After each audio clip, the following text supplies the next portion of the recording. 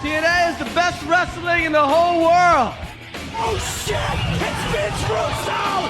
Whoa, hold your horses there, Mr. Nerd, is it? That's it. Oh yeah, you could be king of these nuts. You know I am the Heartbreak Kid, Shawn Michaels. Cousin. That's about some unadulterated bullshit. Welcome everybody to You've Got to Be Kidding Me, episode number 15, where we go through TNA history, 1 month at a time. This month, we're talking about August 2003. I'm Garrett Kidney. I'm joined as always by my lovely scrappy co-host Liam Jones. Liam, hello. Scrappy? Don't call me Scrappy. We don't know what it means. You're like Scrappy-Doo up in here. Everyone's favorite Scooby-Doo character. Wow. Is that everyone's favorite Scooby-Doo character? No, I'm pretty sure Scrappy-Doo is widely reviled. Is that why he did the heel turn in the live-action movie? Did he do a heel turn? I saw the live-action movie. I don't remember it. He was revealed as the villain. That seems a very un-Scrappy-Doo-like behavior. I believe that was the reason that everyone hated him. Because, like, Scrappy-Doo is the classic, the show has been running too long, let's introduce a new character, and then the new character that is introduced is one everybody ends up hating. Well, I feel bad for him now. What an understandable and relatable villain. Is that because I just called you Scrappy and now you relate to Scrappy-Doo? Yes. And again, Scrappy-Doo is not a villain in the actual Scooby-Doo canon. And the actual Scooby-Doo canon is the live-action films. God, wasn't there like 3 of them? There was at least 2. I can remember 2, but would not be surprised by 3.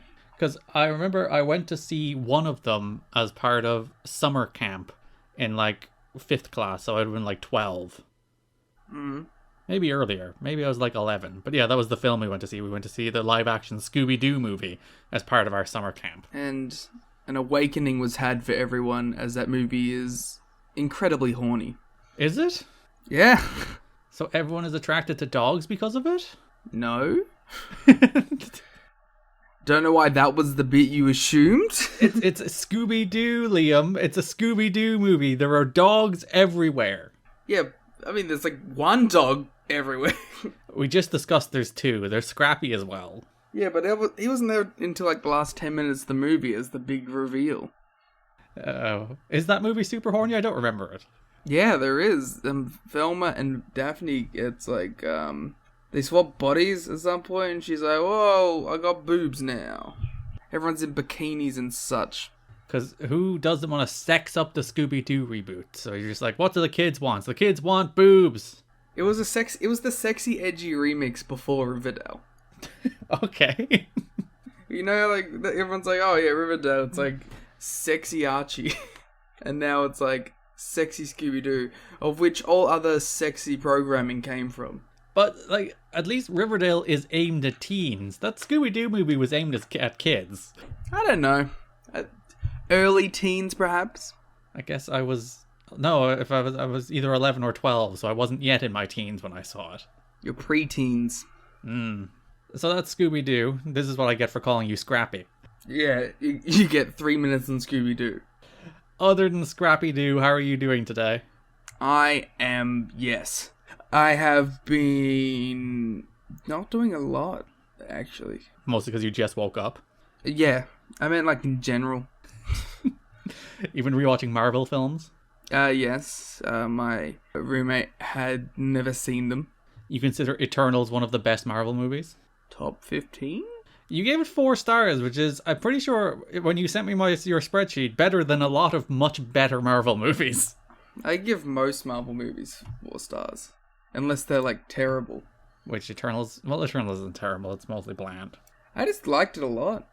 I really did like it. I really had a great time in watching it. I'm looking forward to, like, any more Eternal stuff that they get to eventually. What are they going to call the next one? Just Eternal? They're gonna call it The Remaining Eternals. Spoilers, by the way. I'm not... Oh, yes. Yeah, movies have consequences. To be fair, if there's any series of movies that actually don't have consequences, it's the Marvel ones. No, like 3 people died. Like, one of the people who died, the very next movie they released was a movie about them. Yeah, but that was a prequel. It doesn't count. Ugh. And like half of the entire civilization died, but they undid that. But like, I don't know, you knew that was gonna happen, so... No, they should have committed to it. They should have left everyone half dead. That'd be very funny. It would have been very funny if it's just like, Spider-Man's never coming back. He's like, I'm off to Sony. Or I could be in the Venom movies. Like, please, Mr. Stark, I don't want to go. Let me be in good movies, please, Mr. Stark. Hey, the Venom movies are probably better on average than the Spider-Man movies, so... It's not true. They're actually fun, enjoyable superhero movies instead of horrible, quippy Marvel movies. Oh, we get it. You don't like Marvel movies. You're so interesting and cool. What a unique take that the Marvel movies aren't good. That's actually not my take, I'll have you know. I think the vast majority of them were good, but now they're extremely boring because they don't know what to do with them anymore. I just think you've lost all joy in your life because you no longer like any wrestling and you no longer like any of the Marvel movies. Listen, I liked this month of NWA-TNA, so that's all that really counts, right? It's the most positive reflection on wrestling I've heard you say in maybe like 3 years. That's because most wrestling these days is bad, which is the reason we're back watching NWA-TNA from 2003, which is, of course, the only good wrestling. I thought we were doing it for, you know, the money and fame. Ah, yes, all the money and fame that comes with podcasting about wrestling. Yeah. The sheer infamy you get from this genre of entertainment. It's unmatched. So, yeah, we're talking about August 2003. I actually really liked this month on the whole. I thought it was fine. I thought, like, there is absolutely nothing that I'm going to say is bad this month. I think literally nothing. There is nothing I'm going to be like, oh god, we have to talk about this. I'll think of something. Yeah, well, yeah, you hate everything, don't you? You just want, I want to watch Ring of Honor. Yeah, good promotion. We're very combative at the start of this episode. Yeah. What's new? What's new? Eric What's new? Wow. That could be his new slogan. What's world, what's new? That works. That's pretty good, actually. Write that down.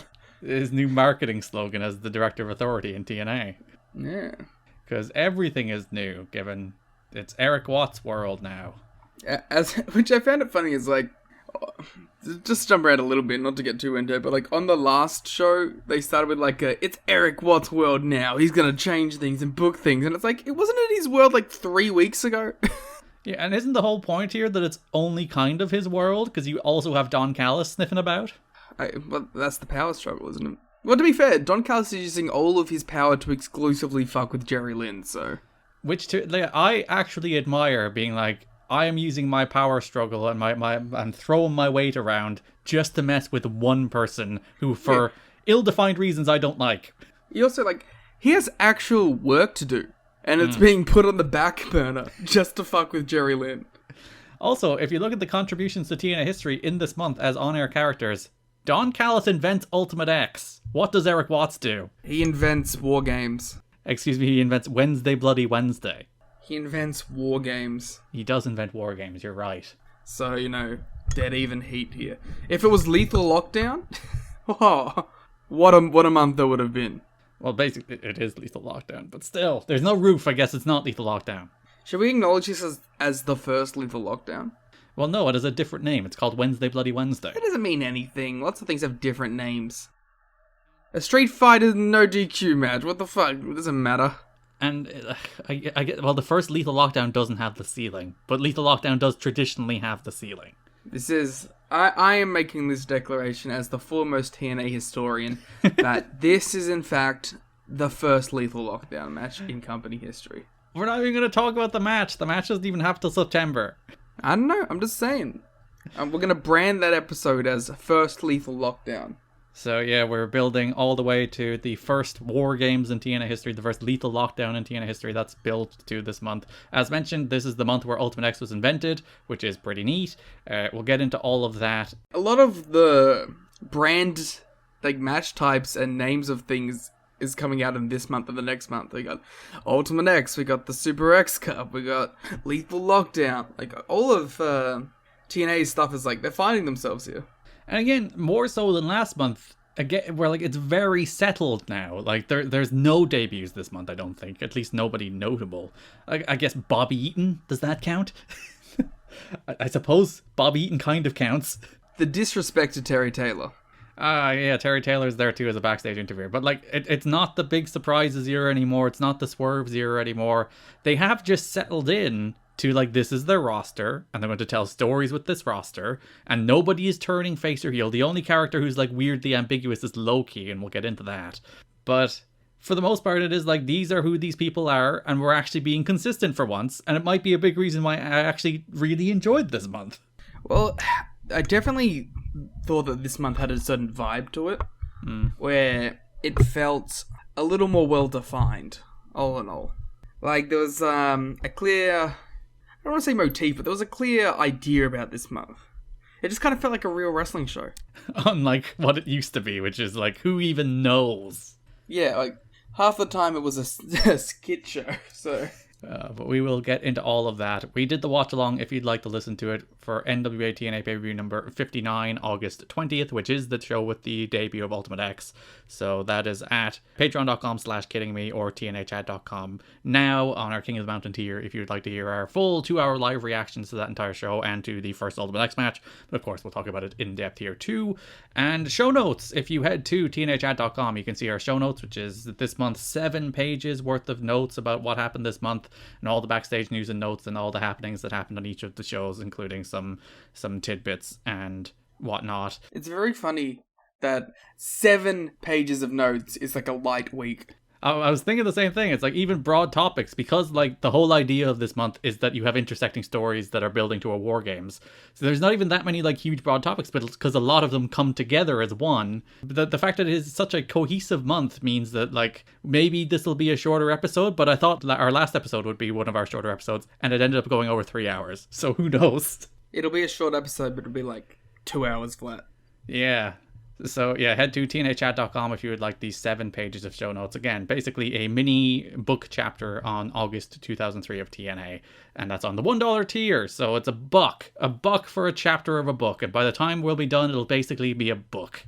And us talking about it is basically an audio. Yeah, you get the context. It's like the director's commentary of the show notes. That's what the podcast basically is. Yeah, read along the show notes as we talk about them. So, August 2003, notable because they're building toward their 1 cent pay-per-view and the Super X Cup, because like last year, the fairgrounds are booked over the first weekend of September, so they can't run a show then. And again, the anniversary of 9/11, so they don't really want to run a show then either. So TNA announced officially this week that September 10 will offer a best of TNA show at a cost of just 1 penny.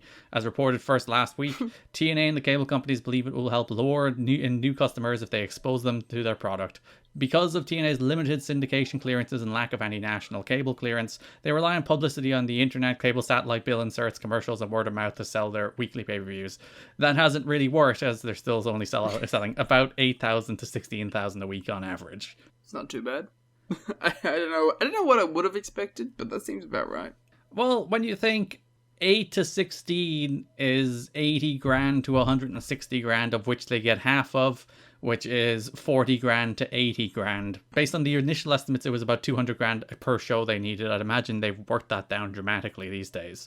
But I can't really imagine why anybody would buy these shows on average anyway, so... I was going to say, like, to the 8,000 people that buy it every week, what are you doing? Well, I don't know. It's not that expensive. It's $40 a month for 8 hours of entertainment. I guess that's not the worst. I don't know. I don't know if I would pay a $40 a month streaming service that showed 4 shows. Well, it was a different time. You have to compare it to. Here we go. The classic Garrett defense of anything wrong. It was a different time. But no, you do have to compare it to what the market was at the time, which was not a $9.99 streaming service for a bundle of content. Instead, it was the same $40 price tag for a single 3-hour WWE pay-per-view. So that's like the price comparison. So you're getting 8 hours of TNA for the same price you're getting 3 hours of WWE. Okay, but the point you're not considering is that most of the time it's terrible. And like again, we've talked about this plenty of times. The biggest issue with these shows is they are booked like television instead of booked like pay-per-view. So you get stuff that just builds to stuff, and they're perfectly fine doing DQ finishes, and they're perfectly fine with weeks that just don't have like big hooks or big interesting matches. Though that's not really the case this month, to be fair. There's a bunch of stuff on these shows. Like there's AJ title matches on 3 of them. There's the first Ultimate X. There's the big gauntlet match. So there's not many shows this month, at least, that have absolutely nothing going for them, like there were in some previous month, where it's just like, you guys charged people $9.99 for this absolute heap of garbage that's not even like trying to deliver on that value. But there are weeks where that is the case, and you are like, oh, the poor souls who actually paid money for this. And then came back the next week and bought it again. And kept coming back. This loyal 8,000 to 16,000 people who come back every week, unless there's like this big title match where they actually do a decent number. Their loyal following every week watching these Asylum shows. Stockholm Syndrome, being abused by NWA-TNA. The beginnings of the same relationships we see nowadays with WWE fans. Well, yeah, now we just root for brands like we root for sports teams, and who cares if it's bad? It's just my personality to like it. I want to be the guy going on forums and being like, NWA-TNA is actually really good. You know, I was actually thinking, like, trying to put myself in the shoes of fans in this period, and trying to think about, like, would TNA fans be reacting to, like, Dusty Rhodes in TNA the same way AEW fans are reacting to, I'm not going to use CM Punk, that's too big an example. Bryan Danielson. like remember DDP did a little run and everyone was very excited? Or, like, Nick Gage? Is it like that equivalent to TNA fans at the time? It's like, oh, Dusty, hell yeah. No, because like it's more sustained. He's like an actual part of the show. It'd be like Jake Roberts. Yeah. Or Arn Anderson, or Tully. Yeah, something more like that. Because, spoiler again, Dusty's back, and he's once again, like, the best thing on these shows. I was gonna say, honestly, you know what it might be? Dustin Rhodes. Where it's like, you were just kind of happy for him. He's just out there having a good time, having good matches, being the best part of most of the shows he's on. Having that bloody war with Cody on that first show. I was actually thinking about that while watching some of these shows. It's like, well, because like I wouldn't have watched these shows at the time, as we mentioned on our very first episode, I didn't start watching TNA consistently until the end of 2006. So I was trying to be like put myself in the shoes of fans at this time, thinking like, well, what would they think about this? What would like Dusty Rhodes or Larry Zbyszko or Terry Taylor showing up? What would Mad Mikey jumping? You know, Bobby Eaton showing up be like, especially because he has the Midnight Express knockoff theme again. So. What would that be like to the fans at the time? Would it be like that cool thing, like you know, the AEW surprises or stuff like that these days? And I don't know. It's hard to put it. It's a completely different scale, as mentioned. Like there's 8,000 to 16,000 people buying these shows every week, and about 1,000 people in the building every week, most of which is papered. And that compare that to AEW, which does I think on average 5,500 and about 800,000 to 1 million on TV every week. Completely different scales, so it's hard to like match them, but. Yeah, that was the thing I was thinking about. I think for the most part, people are probably really into it. It's hard to get angry at a legend doing an appearance. Because you kind of just like, it's the easiest to turn your brain off and just enjoy this segment's thing that you can do. Especially when it's not like in an overbearing, like Great Muta shoving Kaito Kiyomiya down a flight of stairs way. That's not a legend doing an appearance. That's a sustained main event push. That is a dude just keeping other people down. So when it is just like Dusty popping up to do cool 6-man tags and undercard feuds with Glenn Gilberti, and we'll see some main events of Dusty stuff coming in the next few months. But for the most part, he's there to elevate the people around him. He's not there to hold the people around him down. How nice of him. TNA officials are said to be relying heavily on the money that their overseas television deals bring in to make up some of the losses that the North American pay-per-views are still posting. The word going around is that TNA is banking heavily on the 1 cent pay-per-view concept scheduled for September to lead to improved pay-per-view sales. I don't know if they should be. Well, like, the idea is they can't get television clearance. They can't, like, market. Again, we talked about this in previous episodes, but, like, the internet is a much smaller, much more contained space these days. So, like, the idea of going viral is reaching 1,000 people, not, like, 10 million. So, it's a completely different world of promotion. So, their idea here is, well, maybe if we offer the best of our best from our first 12, 13 months, put it on pay-per-view for a cent, being like, listen, this is our proof of concept. This is who we are. And maybe they can trick people into thinking that's actually who they are instead of like the Dups and Vince Russo. I Listen, I don't think it's going to have a giant bump. It'll probably have a little bump. I just think you're going to end up losing money on this because you're going to have like 20,000 people paying 1 penny instead of 16,000 people paying full price. But they don't have to produce a show, so there's no like overheads for it. I just meant in general if they were to try and continue this concept. Oh, well, yeah, that's they just give it away for free, you know? But I think that's like a logistics thing, as we noted a couple weeks ago, is that like it's actually just hard to do free at this point. And like not all the pay-per-view providers are actually taking the 1 cent pay-per-view. It's In Demand that are and Dish or Direct. One of them isn't anyway. One of them is getting a different special for full price.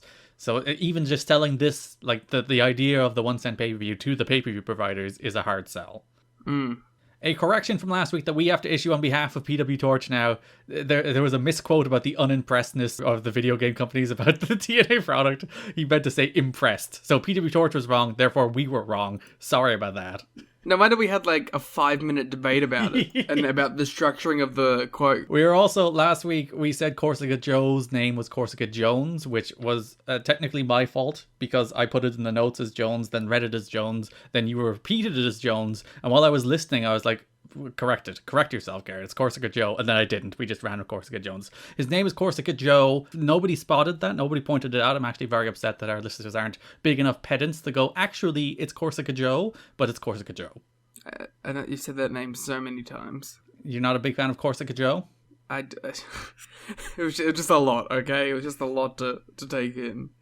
So yeah, feel free to be pedants if we're ever wrong about something. Point it out, like drag us over the coals. That's what the internet is for, right? I mean, did you not hear us cry about it for 15 minutes? Yeah, we did spend like so much of last week's episode on the internet, so that's true. Scott Hudson is scheduled to work upcoming TNA shows, so it appears that Goldilocks isn't coming back anytime soon. The word going around is that The Office became frustrated with her repeated requests to be written into scripts rather than simply serve as the backstage interview host. How dare she want to be a part of the show? Well, she will come back as a character eventually, but for now, it's Scott Hudson and Terry Taylor for a week's job. Thank God Scott Hudson's available. He is very good. I tweeted this yesterday, but TNA's history of like backstage interviewers is really, really good. They know how to pick them. Even like this era, you have Goldilocks, who like she's weird in a very weird way, making her faces, but she's entertaining. But also, like, I think Goldie got like toned down in that she got bored eventually. And when she got bored, you could see it. When she wasn't paying attention to the interviews, she was just like, her brain just goes away. I mean, like, not even that. I just mean, like, the second year in, you could tell that she wanted to do more than just hold a fucking microphone. So Scott Hudson is our backstage interviewer for the time being. And as mentioned, Terry Taylor for one episode. At least it's one episode. Valentina was backstage at the August 20th show, but not used. TNA officials are set to be reassessing the role of the bitch slap girls. One source reports that the women will be used again, but there is some talk of repackaging them and dropping their feud with the TNA girls. So after a whole month, Liam, of these people doing pull-aparts, they just disappear for the month of August. Feud is a generous terminology. They did do the same angle over and over again. It's like an episode of AEW Dynamite. But yeah, the bitch slap girls gone from August television. I find that fascinating, and I find it fascinating that it works in months like that, because like we cover the show arbitrarily month by month, but like TNA obviously don't have to book month by month, but somehow it's like, oh, the bitch slap girls just didn't appear in August after being on every show in July. It feels like it works like this a lot. It does. It's very weird how even TNA are like, well, start of the month, let's clear house from some angles and stories that aren't working. Amazing Red did more damage to his injured leg during an All Japan match last week. Friends of Red have been telling him to take time off and let the injury heal for weeks, so now there's a lot of I told you so whispers since the latest injury, which is expected to require surgery and months of time off. Man, why gotta be mean about it? Yeah, so he got that MRI, for some reason continued working on it, and hurt it even more. As mentioned, we won't be talking about Red much until March 2004. That's the next time he shows up in TNA because of this injury. It's wild to me that he just went on another All Japan tour, knowing his knee was bad, but listen. Hey man, gotta make that money. It's the life of an independent wrestler, I guess. And it's a completely different era. Like, James Storm got a concussion in the last show of this month and went on to work the War Games match, which was taped that night, even though he got a concussion, which is just like... That doesn't happen now for very, very, very good reason. But again, different times. Yeah. Oh, I shouldn't have scrolled down. Now where am I? TNA officials are trying to strike a talent exchange deal with Puerto Rico's IWA in the hopes of using more Hispanic cruiserweights in the X Division. There you go. We have seen one IWA star in the past. Do you remember who it was, Liam? I believe you are referring to Apollo? Indeed, who was a pushed entity in the first couple of months of TNA, where they clearly, like, we think there's something here, but we're not sure what's here, so we're going to kind of push him, but then not push him, and then he's not very good, so we're going to stop pushing him. I enjoyed the brief Apollo heavyweight run. He does throw a good super kick. Mm. So we may be seeing more IWA stars from Puerto Rico in the coming weeks and months. Probably the biggest note this month, and I think there is a very clear catalyst for why it happened, but NWA-TNA handed out 1-year merchandise contracts to his wrestlers prior to Wednesday night's show. I believe this was the August 20th show. While the top wrestlers took the contracts in stride and some of the younger wrestlers were thrilled to receive their first contracts, some of the mid-card talent who had worked for major companies in the past were concerned over the terms of the deal. Although the wrestlers were told that the deals are strictly for merchandise purposes, some of the veteran wrestlers are of the opinion that the contracts would prevent them from working for WWE. The general concern amongst these wrestlers is that if they sign the contracts, they will not only give up any chance they have of working for WWE, but also lose negotiating leverage with TNA. The wrestlers have been told that they can attempt to renegotiate their deals before the end of these contracts, but the wrestlers wouldn't have any leverage in that scenario because TNA would already have them signed throughout the year. The wrestlers are also contracted because the standard mid-card contracts are worded in a manner that suggests that TNA officials do not have to guarantee the wrestlers a particular number of dates throughout the year. So TNA have decided to actually start locking people down, and there's a very good reason for this, because Alexis Lurie signs a WWE deal this month. I like how the write-off was like, we're going to cut some hairs. We're going to trim her hair a little and she'll never be seen again. And this is not the first person. We had Paul London being poached in the last few months as well. So I do think they've reached the stage where it's like, these are the young promising stars that we're hoping to be the next AJ Styles or the next America's Most Wanted. So we need to start locking them down because WWE are going to start taking them instead. Because also Alexis Lurie would have been their women's star for the foreseeable future because she was the only one actually being pushed as a wrestler. Yeah, it would have felt like her and Trinity would have been the foundation of that division. And there was Desire before she broke her back, of course. Yes. But even Desire was more of a personality. Yeah, whereas Trinity and Alexis are getting in the nitty-gritty, doing moonsaults, doing DDTs, getting their hair cut, having fireballs thrown at them. The general stuff that comes with pro wrestling and TNA. Yeah, I was going to say, the TNA experience through and through. So yeah, they lost Alexis Lurie, they lost Paul London, and now they finally reach a stage where they're like, alright, it's time to start locking them down. There are some wrestlers who think the concerned mid-carders are making too big of a fuss over the situation. Where else are they going to go, one wrestler asked. If Vince wanted them, he already would have called.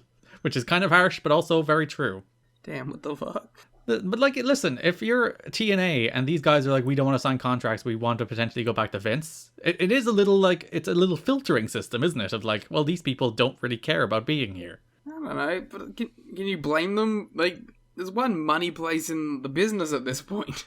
That's true, but if TNA keep having their stars poached, there will never be a second. That's fair enough as well. But that requires faith, and would you put your faith in this company, in a company that's constantly disappointing you and working you? No, I probably wouldn't. Yeah. To be fair, August 2003 TNA is only kind of like that. We'll talk about that later in the episode. Yeah, but I don't know if, the other 9 months of me being here would convince me otherwise.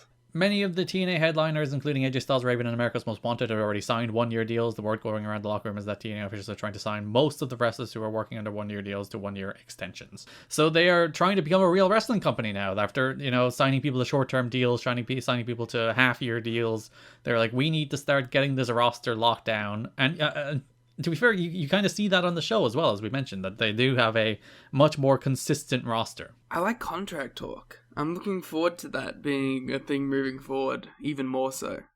I just find it interesting. Just the thought process that goes into if you're a D'Lo Brown, I don't know, is he one of these people in the mid card who are wary, but I'm just picking an example.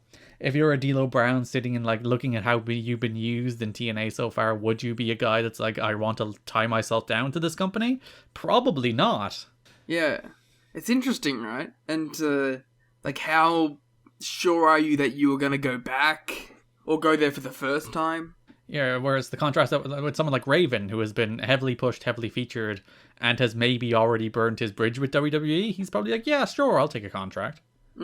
And he's like, I'm allowed to work other places still. It's just, yeah, TNA has right of first refusal on both my dates and my hair. Again, we'll talk about that in a minute. I was going to say, we're getting into the point that we talked about a couple of weeks ago, where TNA has started requesting and asking other companies to kind of filter everything through them. Which, to a degree, I get, because, listen, you're the national cable company and you don't want some other small indie company using your contracted stars in a way that you either disagree with or which harms your company. But also, you're still TNA, come on. Yeah, well, because, like, I think there's a level to it. Like, hey, we don't want our world champion to lose to Paul London. That's probably fine, right? But I remember the one line was that they were going to ask companies to continue their storylines if they booked their guys. Oh, so use them like TNA are using them? Yeah, so if you wanted Raven and you had CM Punk on your show, you had to continue the Raven Punk stuff. Or if you wanted AJ on your show, you had to continue, like, sort of that character, which was an interesting choice. And I remember, this is coming from the Through the Years podcast, obviously, Ring of Honor was like, no. Especially because, like, the AJ Styles that is on TNA is very different to the AJ Styles that's on Ring of Honor as a performer. He even talked about, we mentioned the quote about it on the last episode, where he's like, I'm doing sports entertainment in TNA and I'm doing wrestling in Ring of Honor. I believe the big sort of impetus for all this was the Raven and working, obviously, really big roles in both Ring of Honor and TNA at the same time. That's kind of what brought it around. But we also did see it with AJ a couple of months ago with the Paul London stuff. An interesting part of the contracts given out is that they include medical insurance. No idea to what extent, and obviously I don't believe that lasted very long, but listen, I guess it's something. I think this is my bold take, Garrett. Mm-hmm. I think wrestlers should be given medical insurance by the companies they work for because it is a business in which they hurt their body literally every day. That is a bold take. Don't I know it? James Mitchell was contacted by someone in WWE about coming in to manage Mortis, or at least he was telling people that, but he was also given the impression he might not take the offer. He was thinking he could earn more money at his regular job in Orlando than going on the road for 500 payoffs and having to pay road expenses out of that, since the downside guarantee for someone like him would be very little. The night a week thing allows him to get his wrestling fix while he also still works his shoot job. So it's kind of wild that he's like, the pay's not worth it for me to go to WWE.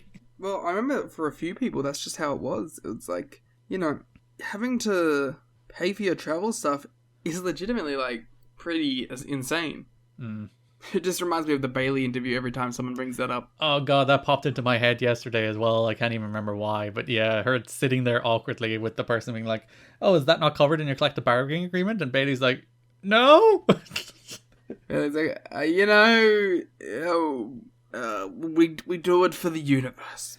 We're very well looked after. It's like, you have to drive yourself from show to show and then put yourself up in a hotel? And she's like, yeah. And then the interviewer's like, that's insane. Yeah. It's always fun when the real world gets a glimpse into the wrestling business. Let's just see the bizarre ways in which this industry operates. Like, I forget who did the big piece on the union stuff and on, like, the Saudi Arabia stuff. Oh, was it Last Week Tonight? Sure. John Oliver's show? Yes. I didn't actually know what his show was called. But, like, that's so funny because, like, so many people sent me that. You're the wrestling guy. Have you heard of this? Yeah, like, did you know? And I'm like, yeah, we all know. We are aware of the state of which the industry operates in. Trust me, we're desperate for them to do something about it, but no one does. That's what we call a monopoly in the industry, my friends. I think we're allowed to have those, Garrett. Where's the fair trade? This is the free market, Liam. It's operating as intended. Wow, looks like we're all paying for the free market. Oh, I see what you did there. Yeah, I'm teaching a college course. Please come listen to it. Liam's masterclass on social politics. Welcome to my TED Talk.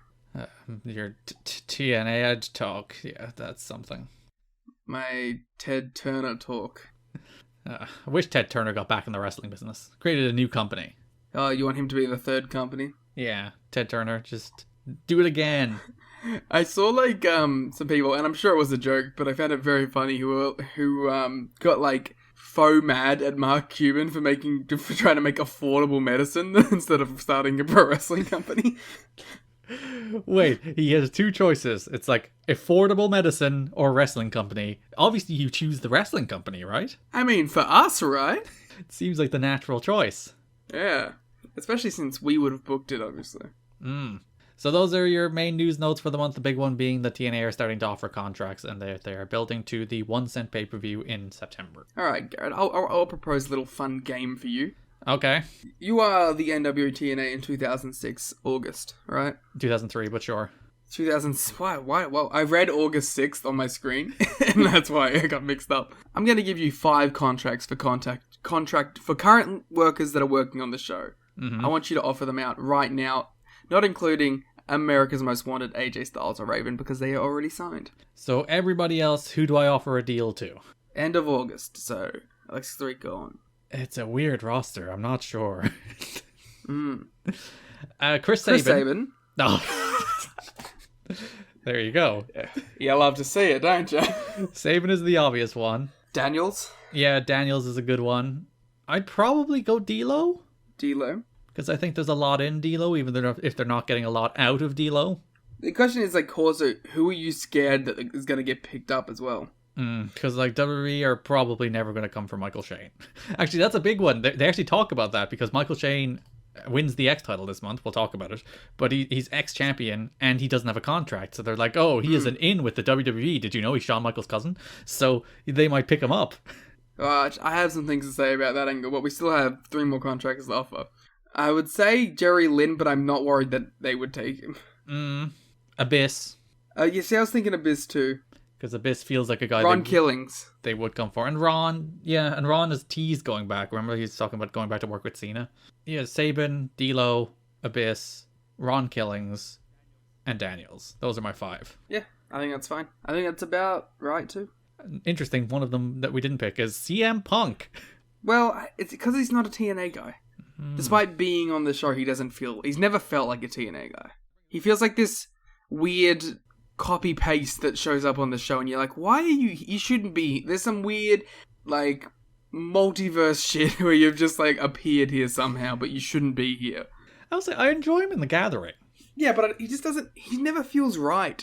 But, like, to be fair, like, none of the segments are meant to be about him. He's just, like, a third wheel in every match he's in.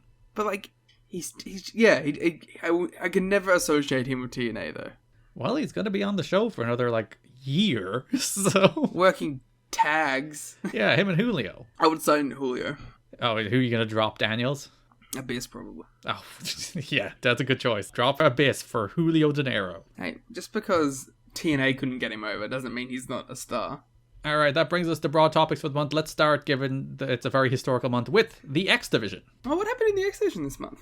It's not about weight limits, Liam. It's about no limits. Wow. It's about cool match types. Yes, so this is the month that Ultimate X came about. We had the first Ultimate X match. The build to it began on NWA-TNA pay-per-view number 57, August 6th, 2003, in which, once again, we had another Chris Sabin against Frankie Kazarian X Division title match.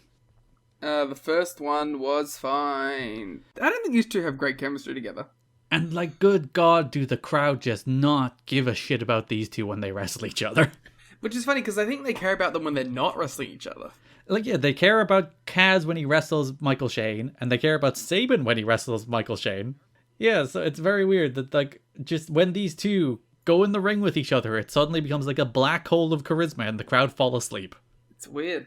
And it's like, it's not for lack of trying, because they try really, really hard. Yeah. Like, they come flying out of the gate in this match. They're really trying. Clearly the thing here is that Michael Shane is just the glue that holds it all together. He's the big star.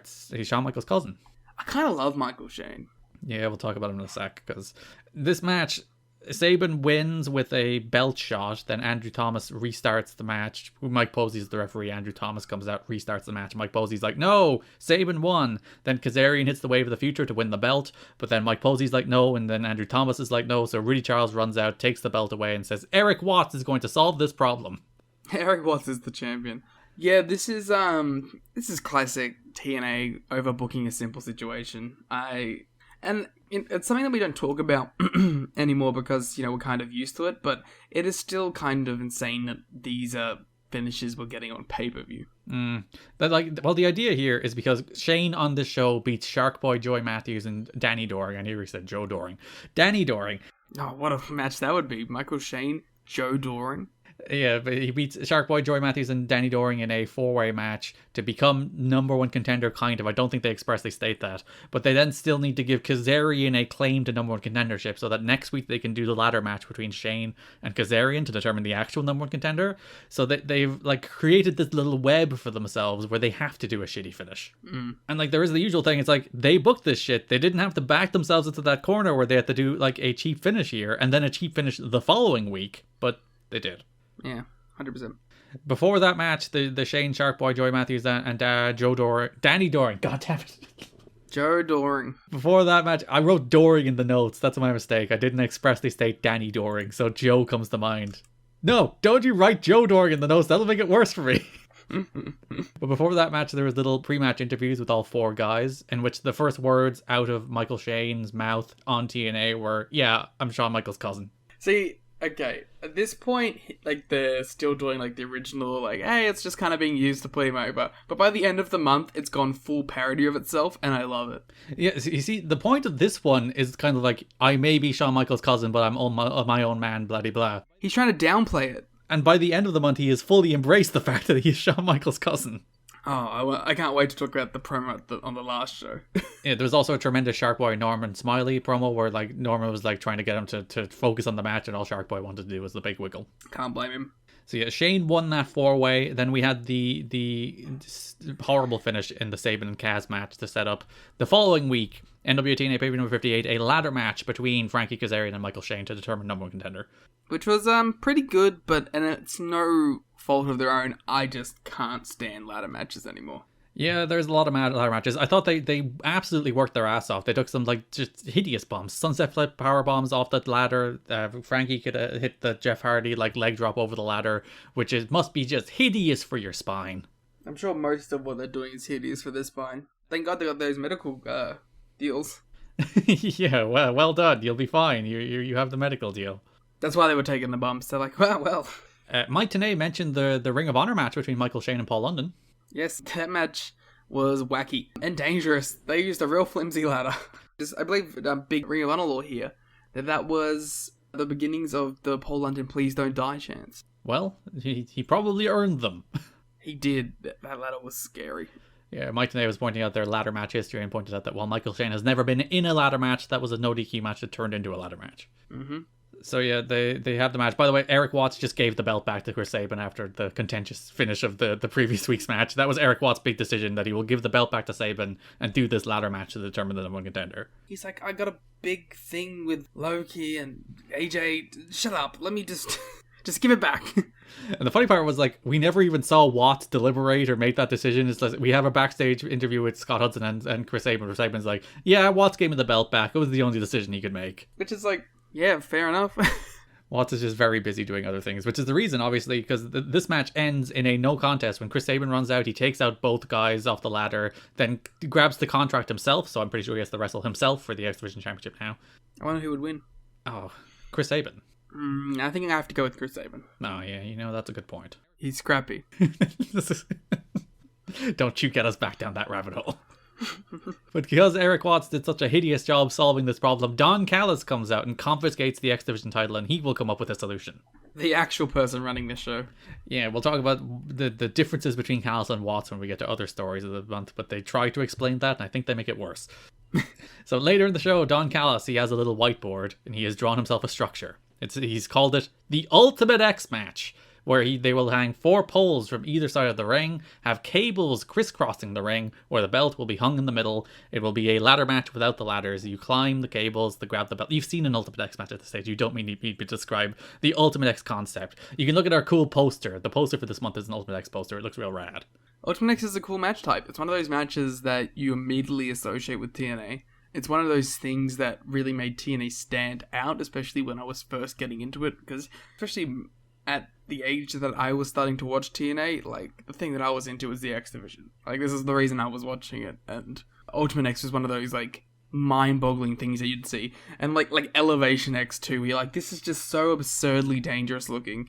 Why is this a thing? But you got to admit, like, these unique and new match types are so sorely missed nowadays. Why can't we get more weird structures in wrestling? I want wrestling to be basically... Have you ever seen... I don't want to say professional, because I don't know if it's professional, but, like, official league tag?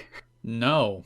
Where they do tag on, like, these parkour-like structures, and they're, like, flipping all around them and doing crazy shit trying to win these games of tag. It's like gymnastics meets tag. And I am desperate for someone to be like, we need to put this in and around a wrestling ring.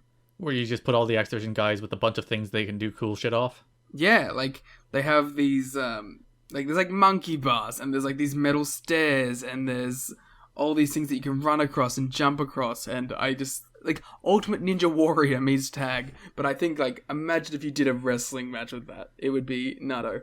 Especially today, like, chuck Nick Jackson in that, and Phoenix, some crazy shit's gonna happen. It feels like an idea you could pitch in the NXT 2.0 writing room and actually get done. Yeah. But yeah, Don Callis announces the Ultimate Drama, Ultimate Danger, Ultimate X. As mentioned, he has a little drawing of it, which it's like, oh, that's cute. He drew his Ultimate X. I wonder if JB drew that. I do wonder who did draw the Ultimate X drawing. I hope it was Don. He just sat down and was like, listen, I really do have this idea. It's really cool. Do we actually know who is, like, officially credited with the Ultimate X idea? There is a note this month that the co-brain trust of Jarrett Gilberti, D'Amore, and Russo take credit for it as like a collective. Well, congratulations to Moore. There's actually a fun note about the construction of the Ultimate X, which we'll talk about in a minute, and the fact that the belt fell, but that's a different issue altogether. But yeah, Don Callis' solution is that Chris Sabin will remain X Division champion, but he will defend the belt against Shane and Kazarian in this new fancy invention, the Ultimate X match. Very exciting. Which brings us to NWA-TNA pay-per-view number 59, August 20th, 2003, the debut of Ultimate X. They had fancy Ultimate X graphics beforehand. Fancy is probably a very generous term here. They had graphics. They did have very 2003 graphics about the Ultimate X. Yeah, JB opened up his, not Premiere Pro, what's the one where you make graphics? Some Adobe program from 2000 and was like, I'm going to make some cool graphics for this show. It's like After Effects or Photoshop. Yeah, there you go. That's what I was looking for. So yeah, making his Ultimate X graphics, and they do look, to be fair, Don Callis' drawing is probably better than the graphics, but here we are. They should have just plastered the Don Callis graphics. They should have animated it. That would have been fine. It comes off of the whiteboard and turns into a real logo. So, Michael Shane defeated Chris Sabin and Frankie Kazarian to become X Division champion and win the first ever Ultimate X match in a match that was a disaster due to no fault of the wrestlers. Yeah, this was insane. So the biggest problem with this match, it's not the Ultimate X that you know. The Ultimate X that you know is the two cables crisscrossing, and they're connected in the middle, and they're red covered cables. Whereas here in this match, it was two cables that were not connected in the middle. So you had a cable crossing from one corner to the other, and a cable crossing from the other corner to the other. And while they did meet in the middle, they weren't held in the middle like the Ultimate X's, I think every single Ultimate X after this is. So when they hung the belt up there, and every time somebody tried to climb the cable, the two cables would stretch and would end up releasing the title belt and causing it to fall to the mat, not once in this match, but twice. Let's talk about the referee here. Oh, poor Andrew Thomas. Poor Andrew Thomas picking up the belt and being like, oh God, what do I do? Yeah, like a solid 30 seconds of silent reflection about what to do in this circumstance. Because he moves into like the back corner of the ring, he's in like the top left corner of the ring, and he's just hovering. I assume he has somebody in his earpiece while everybody's like collectively panicking. But there's like, he wants to disappear in this moment. He's just like, oh no, what do I do? Like a disappointed father leaning over his kitchen bench. So eventually one of the security guards comes out and like goes to like traverse the cables to put it back up. And then nopes the fuck out of that. He's like, nope. And they bring a ladder out to hang it back up. And they wrestle again some more. And it falls again. And they bring the ladder back out and hang it back up. And they wrestle some more. And then they finally finish the match. Michael Shane becomes X Division champion. I find like the critical response to this match at the time was that it was like mind-blowing and amazing. Which I kind of get, because like we've seen like 60 Ultimate X matches since then. We know like the lengths to which people can go in this match type. But I guess like taking out the two stupid belt falling things, I guess it was like the work in this match was pretty darn good. Yeah, I mean, it was cool. It's unique. And it probably just blew people away a lot on concept alone. And because like they didn't go absolutely nuts, you had a power bomb off the cables, which looked rad. You had Kazarian hitting Sabin with a spear off the cables, which also looked really good. So you had a couple of like those really cool off the cables moves that kind of sell you on the concept. And again, while the belt did fall twice, which is very unfortunate. And Michael Shane, like, a huge gusher, giant blade job for this one. Like, I think the work of the wrestlers did sell the concept enough that people were like, oh yeah, this is really cool and new and different. Yeah, I really want to give Michael Shane some credit because I loved the finish of this match. Yeah. Where he just hauled ass all the way down across it. Because, yeah, Sabin and Kazarian are climbing from separate sides, and then Kazarian knocks off Sabin, but then Shane just comes out of nowhere like a million miles an hour, grabs the belt, pulls it down. He's X Division champion. He has made history as the first ever winner of Ultimate X. And as he hits the ground, like, immediately there's a pool of blood where he lands. Because, yeah, but giant blade job for this dude. And he sold it really well too, because like he looked like he was exhausted after he hit it.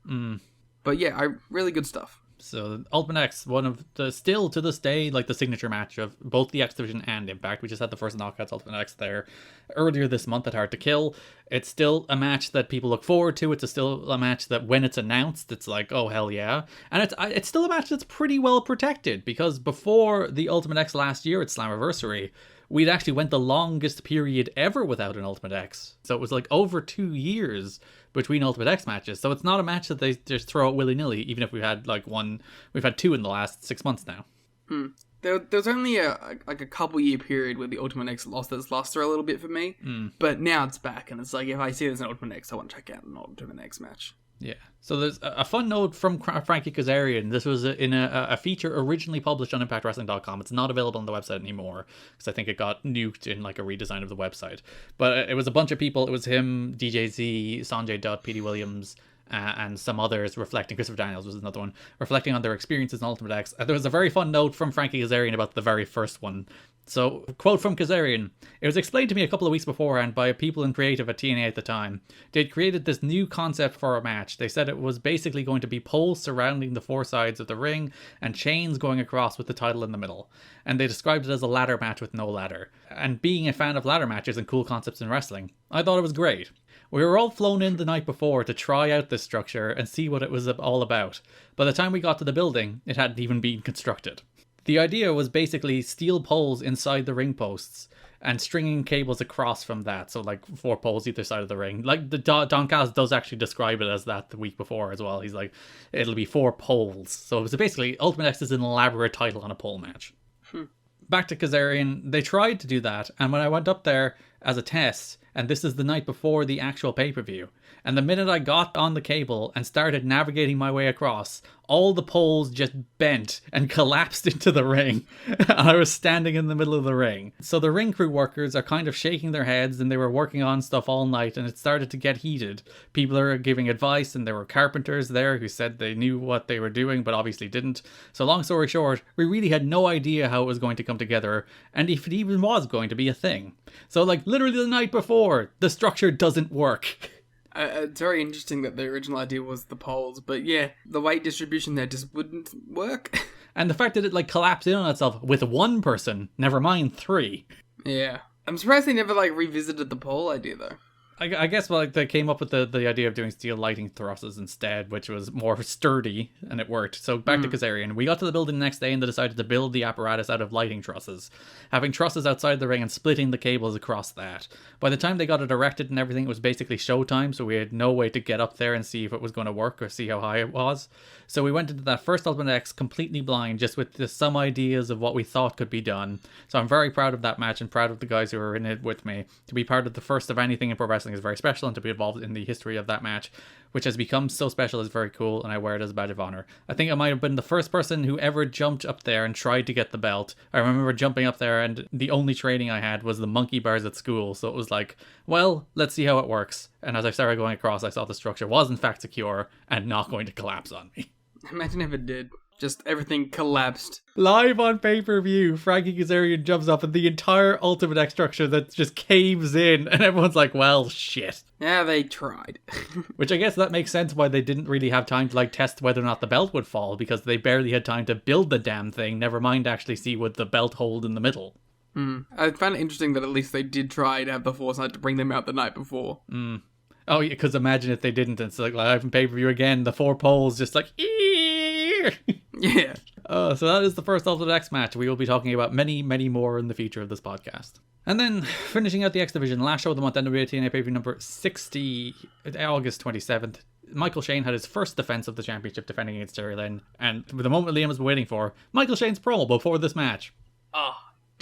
So, you know, we go backstage. Terry Taylor is interviewing Michael Shane. Michael Shane, first of all, questions his credentials. Asks him what he's ever done. Because, you know, Michael Shane, right? He is the showstopper. Oh. The main event. My God. The Heartbreak Kid. Shawn Michaels' cousin.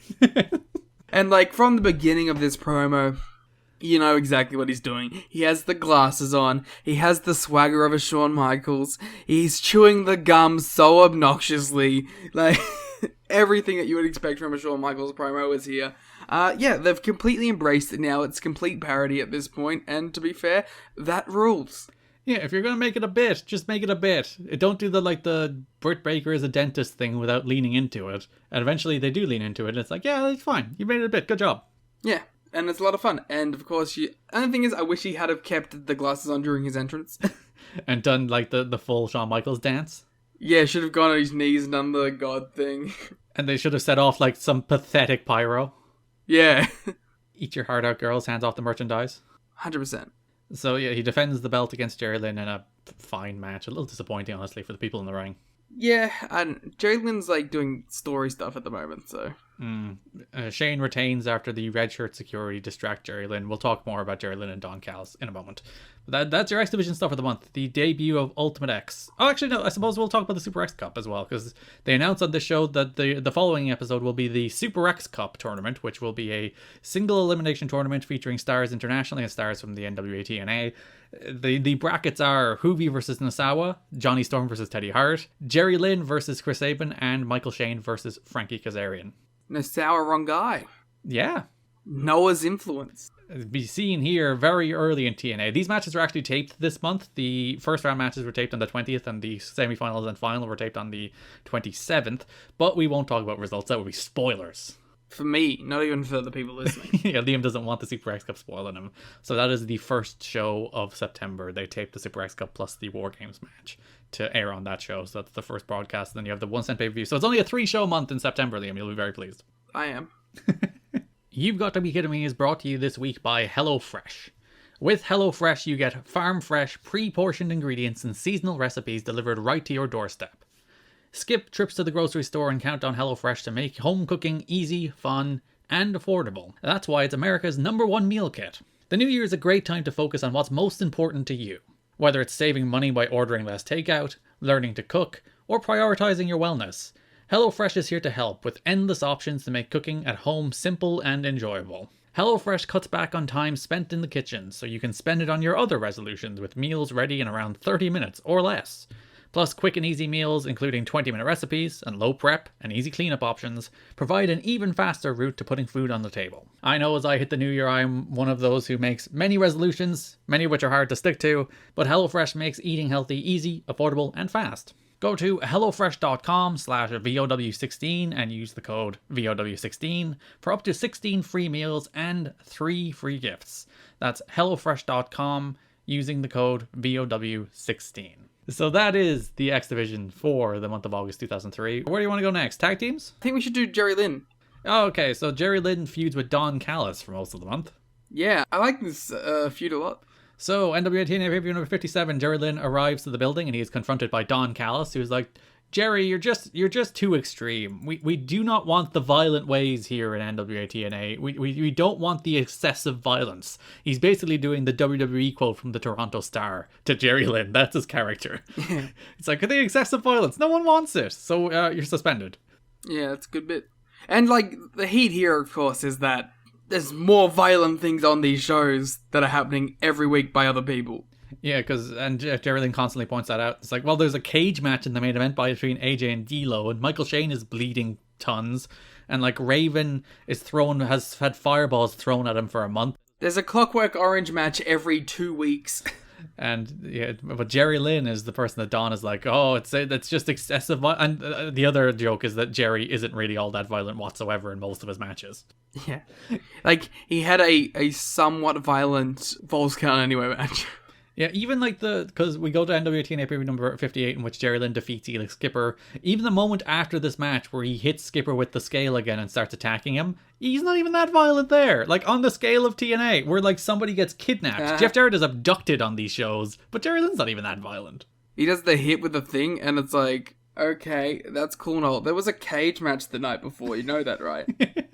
Yeah, it was weird to see Elix Skipper just like pinned unceremoniously in that match, wasn't it? Oh, he's a dork this month. He's just doing absolutely nothing. Because we didn't even mention, he did run out for the 4-way. He laid out Shark Boy, Joey Matthews, and I nearly said Joe Doring again because he changed the notes to Joe Doring. Danny Doring, he laid them all out, which lets Shane win the match, and Shark Boy had a little comeback and then Shane beat him. I like that run-in by Skipper. Where it's like, oh, he's not in the X Division match, so he's going to kill everybody. That's a nice little character touch. Yeah, but here, he's just losing to Jerry Lynn. Unceremoniously, too. Like, Jerry Lynn hits, admittedly, a sick-looking draping DDT. Yeah. Like, it puts Randy Orton's draping DDT to shame, but then he just pins him. Yeah. Good finish. Yeah, so Jerry Lynn snaps, he starts grabbing Mike Posey, the referee, and Don Callis is, like, standing at the top of the ramp with a clipboard, taking notes, looking bemused. That describes a lot of the Don Callis character. Next week, we have basically a repeat of the first segment of the month where Callis is fining Jerry Lynn for attacking an official, and then the Red Shirt security kick him out. The notable difference here is Jerry Lynn's facial hair. Yeah. Jerry Lynn has decided, Liam, for reasons beyond comprehension, to dye his goatee. And now he kind of looks like a cartoon? He looks evil. He doesn't look like evil. It's like Darkest Timeline Jerry Lynn. He's like something out of Community. Yeah, this is Flashpoint Jerry Lynn. He's not a nice man. But yeah, he's been ejected from the building again here. He should have done that when he was heel against AJ so we could actually tell. He is like Abbott from Community. He just slaps the facial hair on every time it's evil, Jerry Lynn. I feel like we should, as we're talking about Jerry Lynn too, give our, like, congratulations to him as he, was inducted into the Independent Wrestling Hall of Fame. He is an Independent Wrestling Hall of Famer. I tweeted this last night, but you really can't overstate. We talked about this, I think, on our 2002 award show where I gave Jerry Lynn Wrestler of the Year. Whereas, like, I will insist, like, those first 6 months, most important wrestler in the company is Jerry Lynn. Because you have the likes of Loki and AJ who don't have national TV experience. And then you have everyone else in the company who is just, like, either a meme, a goof, a cartoon character, or a waster from a company that nobody wants. Or awful. Or awful. There is the very bad category too, yes. And Jerry is like the glue that holds all of that together for the first, like, 6 months of TNA. And without him, like, we talk about Daniels is probably like the biggest influence on making Styles the guy he is, but the second biggest influence is probably Jerry Lynn. 100%. So yeah, it's nice to see him get his flowers. That's what I'm enjoying about this era in general. It feels like a lot of people who missed Boom's finally getting recognition for their work. Like, Jerry Lynn is influential in so many ways. Like, the Shawn Waltman matches invented modern US cruiserweight wrestling, basically. And then the Rob Van Dam matches reinvented it. And then probably the AJ matches reinvented it again. So, like, you have 3 years of Jerry Lynn, like, taking what is considered cruiserweight wrestling in the United States and putting a different spin on it. Yeah, 100%. Later in that show, there's a segment where the Red Shirts come out to try and break up a brawl, but Lynn runs out and runs them off. We'll talk about what the brawl is when we get to a different segment. And then last show of the month, as we mentioned, Jerry Lynn gets his X Division Championship match against Michael Shane. I did quite enjoy that Don Callis was very upset at this development. Yeah, he's like, what has he done?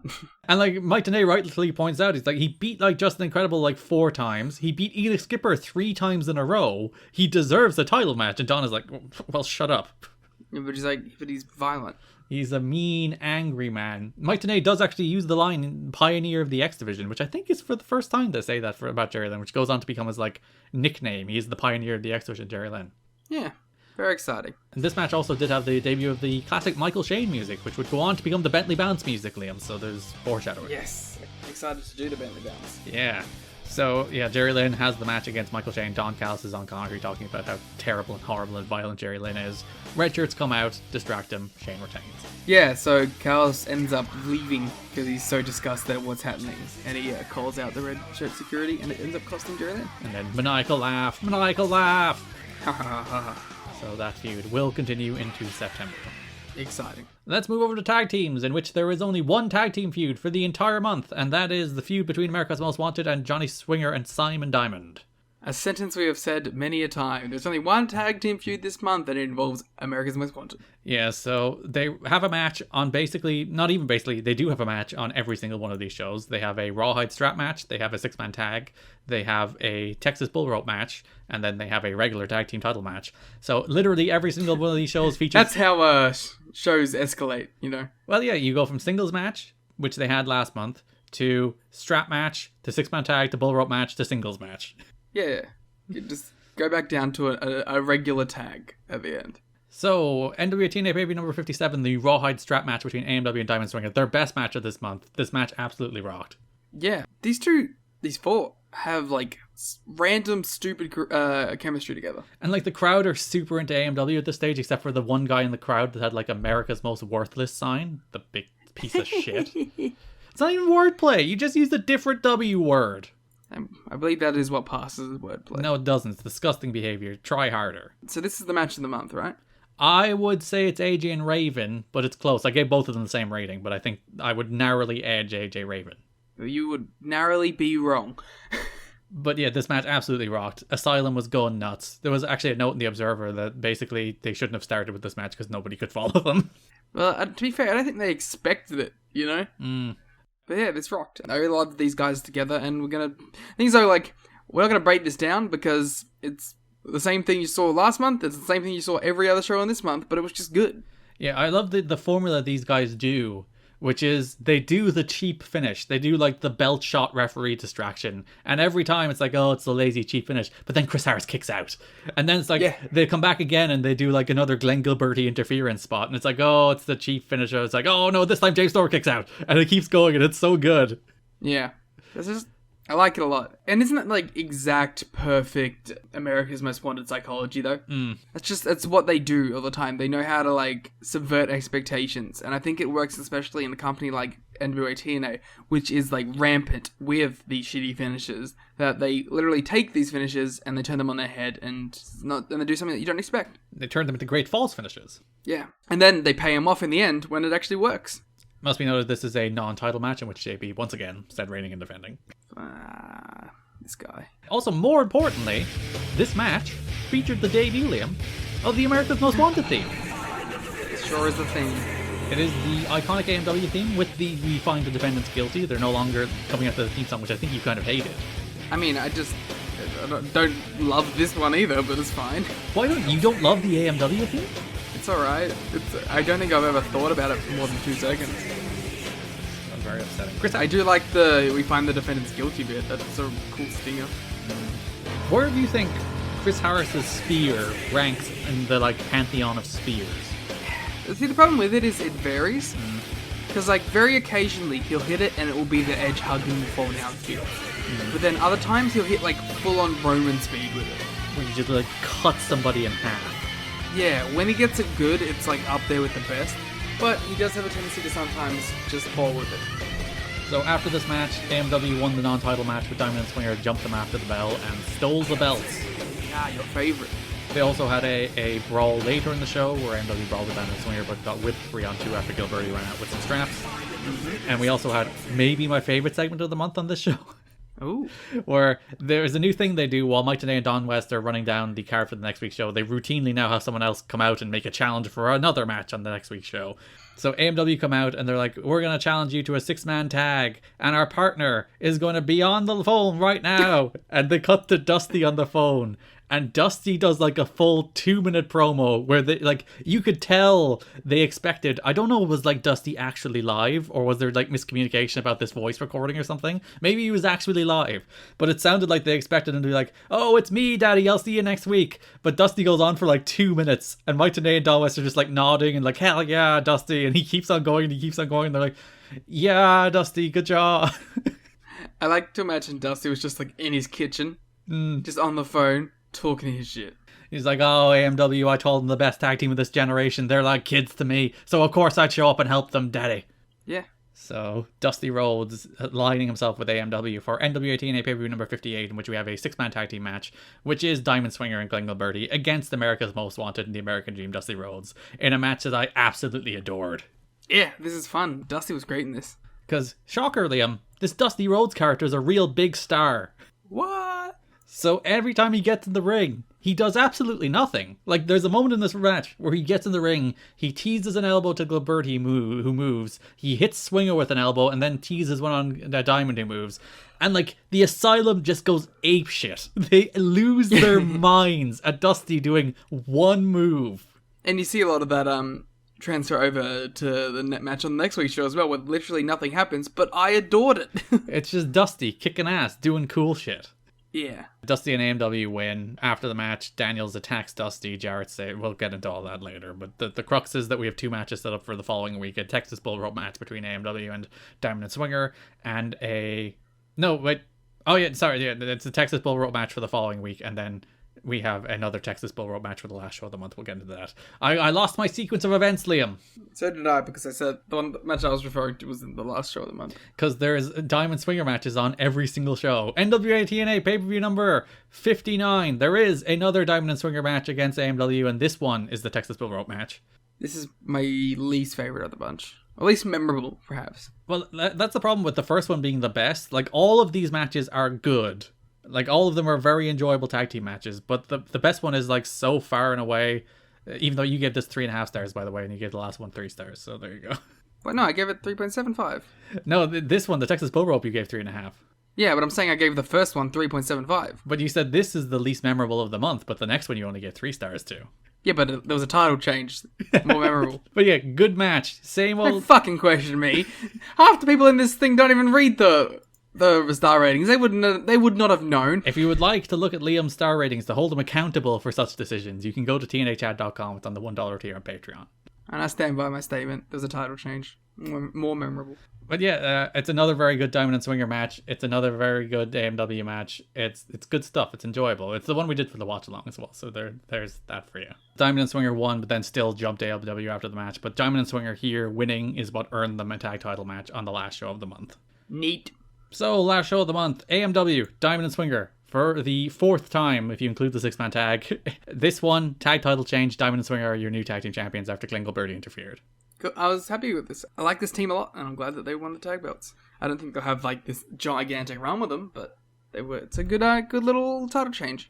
And later in the show, Johnny Swinger does a little promo backstage, and I find it so strange to hear him, like, he still sounds like the current day Johnny Swinger. So he's like, aha, Swingman Daddy, we won the tag titles. It's like, there's like a cognitive dissonance between what I'm seeing on the screen and hearing in his voice. It's like, he's not the character, but he still sounds like the character, but he's not the character, and my brain can't handle it.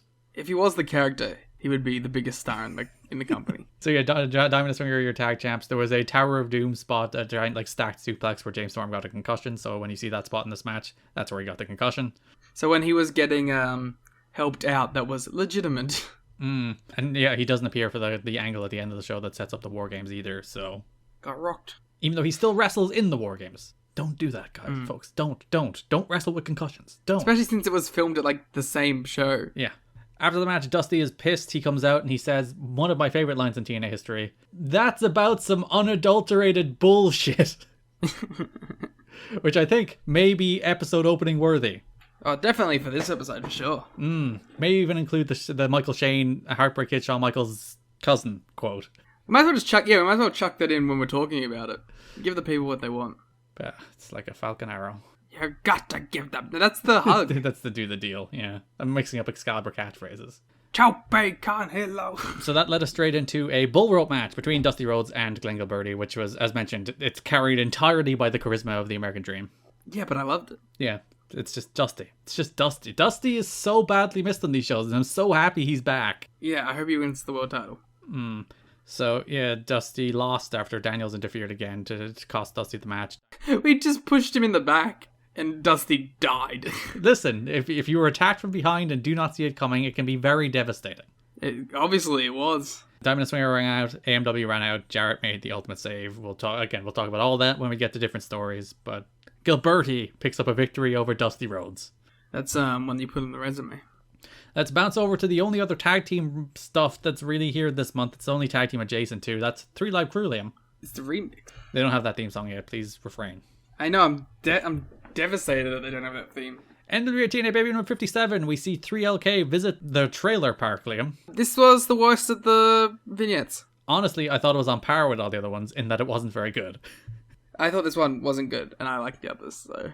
So yeah, they go there, everyone's a creep, everyone's kind of weird. BG was hand fishing, he was trying to catch fish with his hand. I did enjoy him just in the crick.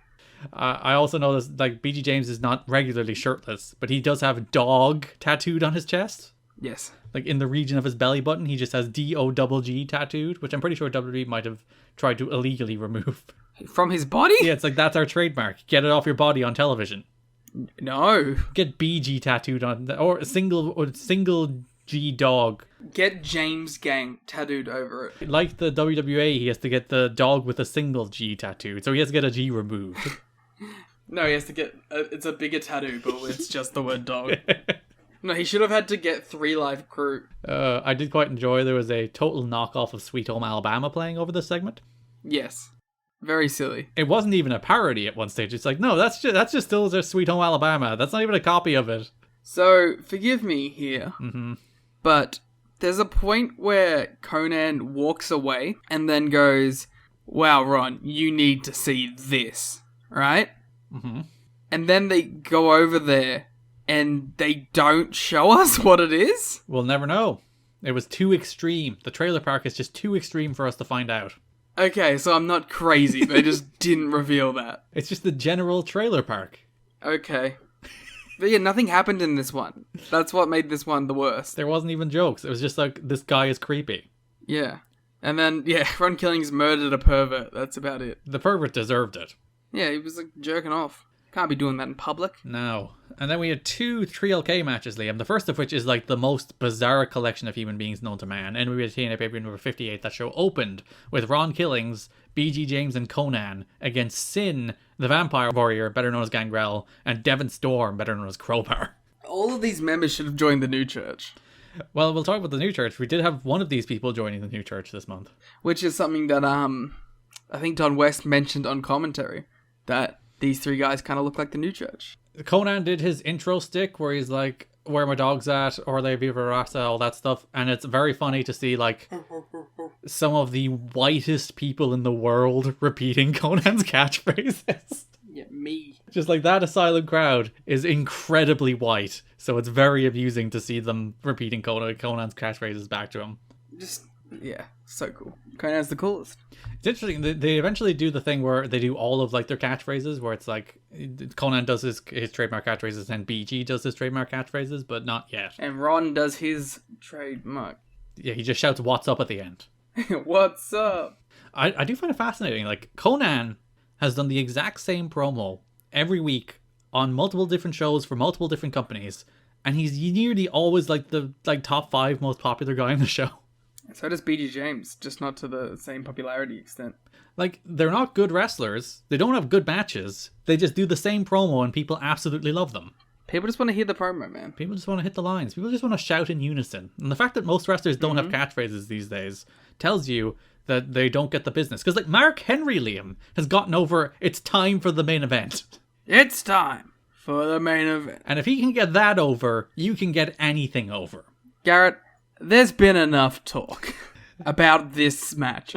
So yes, that will take us to the last 3LK match of the month, which is NWA-TNA pay-per-view number 60, which was 3LK against the New Church. We went to a no contest for an angle we will talk about more when we're talking about Raven against Shane Douglas. I liked both of these 3LK matches. They're nothing special, but they're like good high energy openers that aren't like, they don't overstay their welcome. They're both about 5-6 minutes. They're just guys doing their moves. No like prolonged heat segment. Nobody trying to actually wrestle. It's just guys hitting their high spots and getting in and out. Yeah, this has been an enjoyable month for BG James. Congratulations, BG. You did it. The big babyface turn nobody expected. Liam and BG James. Just never work a singles match ever and we'll be fine. And last show of the month, Thrill K are doing a promo backstage that is interrupted by Disco Diamond and Swinger. Jarrett hits Disco with the guitar, but I believe that's to suggest that our next tag team program is in fact Diamond and Swinger against the Tree Life Crew. Yeah, and they called them gay. Ah, yes. Isn't that funny, Liam?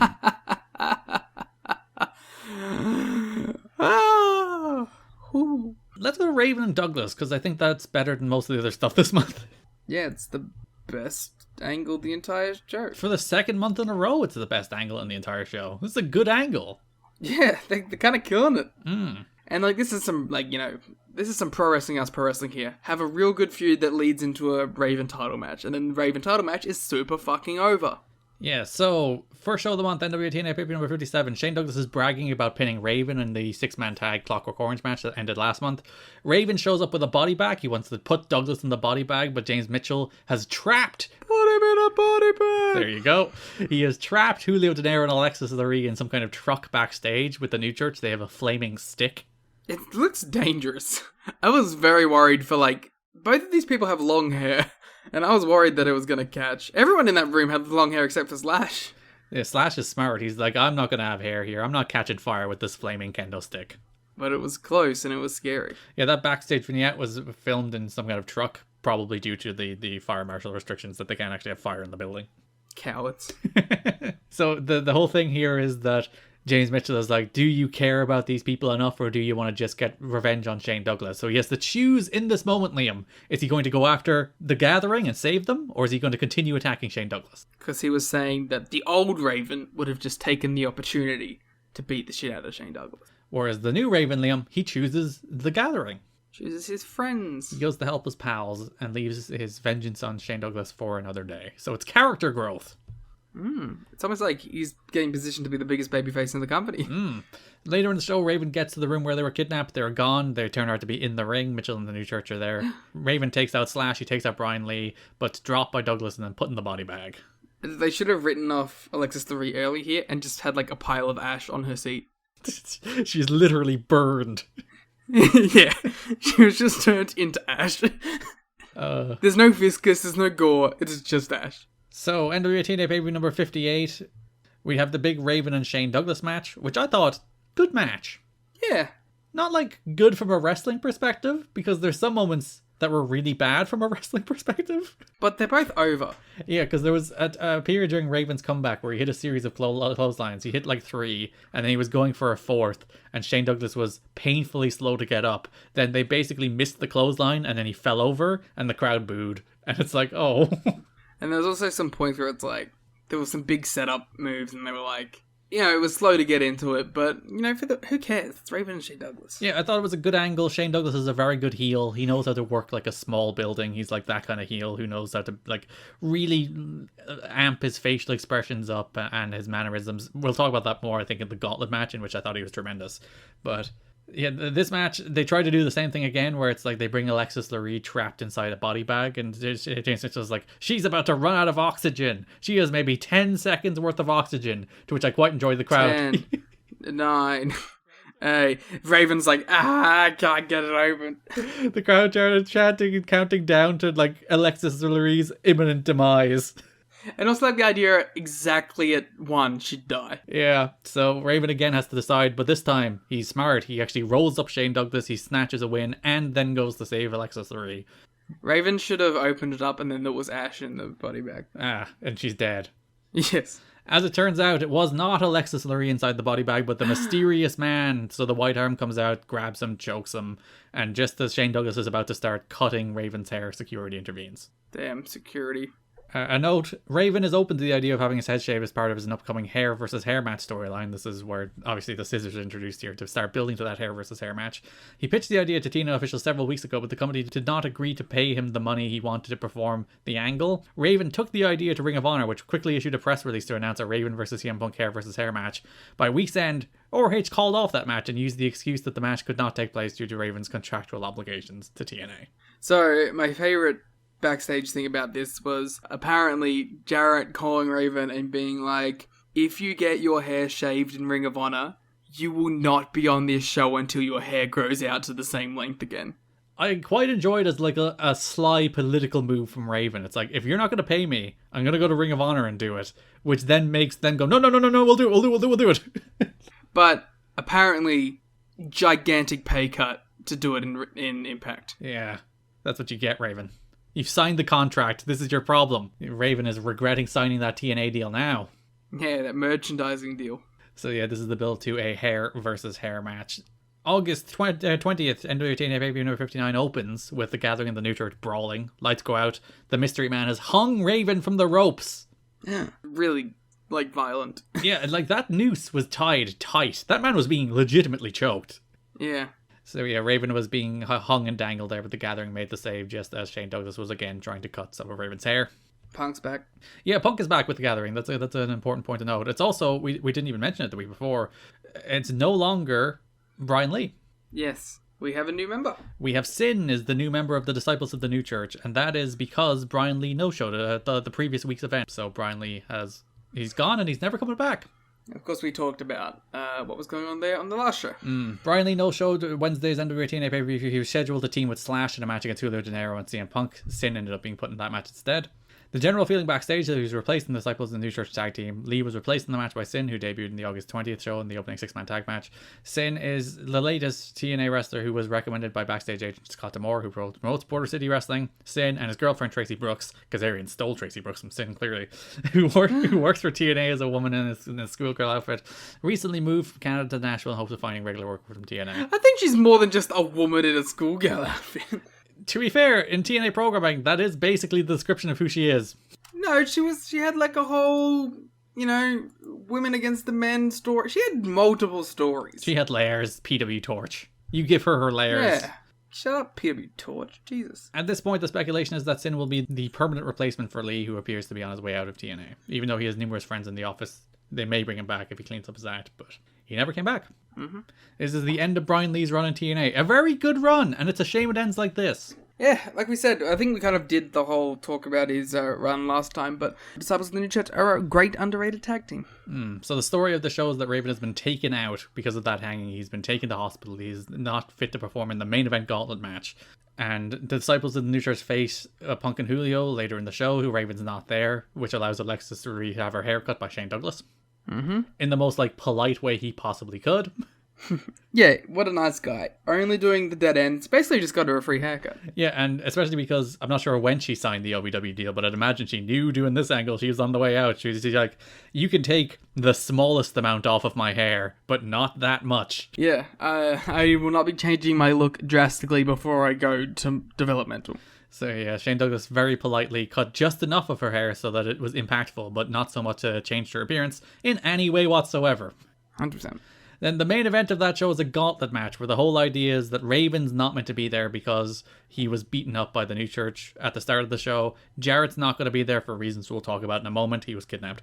So it's a gauntlet to determine the number one contender. It has Kid Cash, Ron Killings, Christopher Daniels, BG James, Sonny Siaki. Jeff Jarrett's music plays, but he's not there. Again, abducted. D'Lo Brown, Mad Mikey, who came out but wasn't in the match, but was very mad he wasn't in the match. But he tried. And his name's Mad Mikey, and he's mad. Abyss, Sandman Legend, Conan, the franchise, and eventually Raven. But we'll get to that in a moment. Unlike the last Gauntlet match, I thought this one rocked. We were talking a lot about how the recent Gauntlet matches they did had no stories and no ideas and no reoccurring things running through them.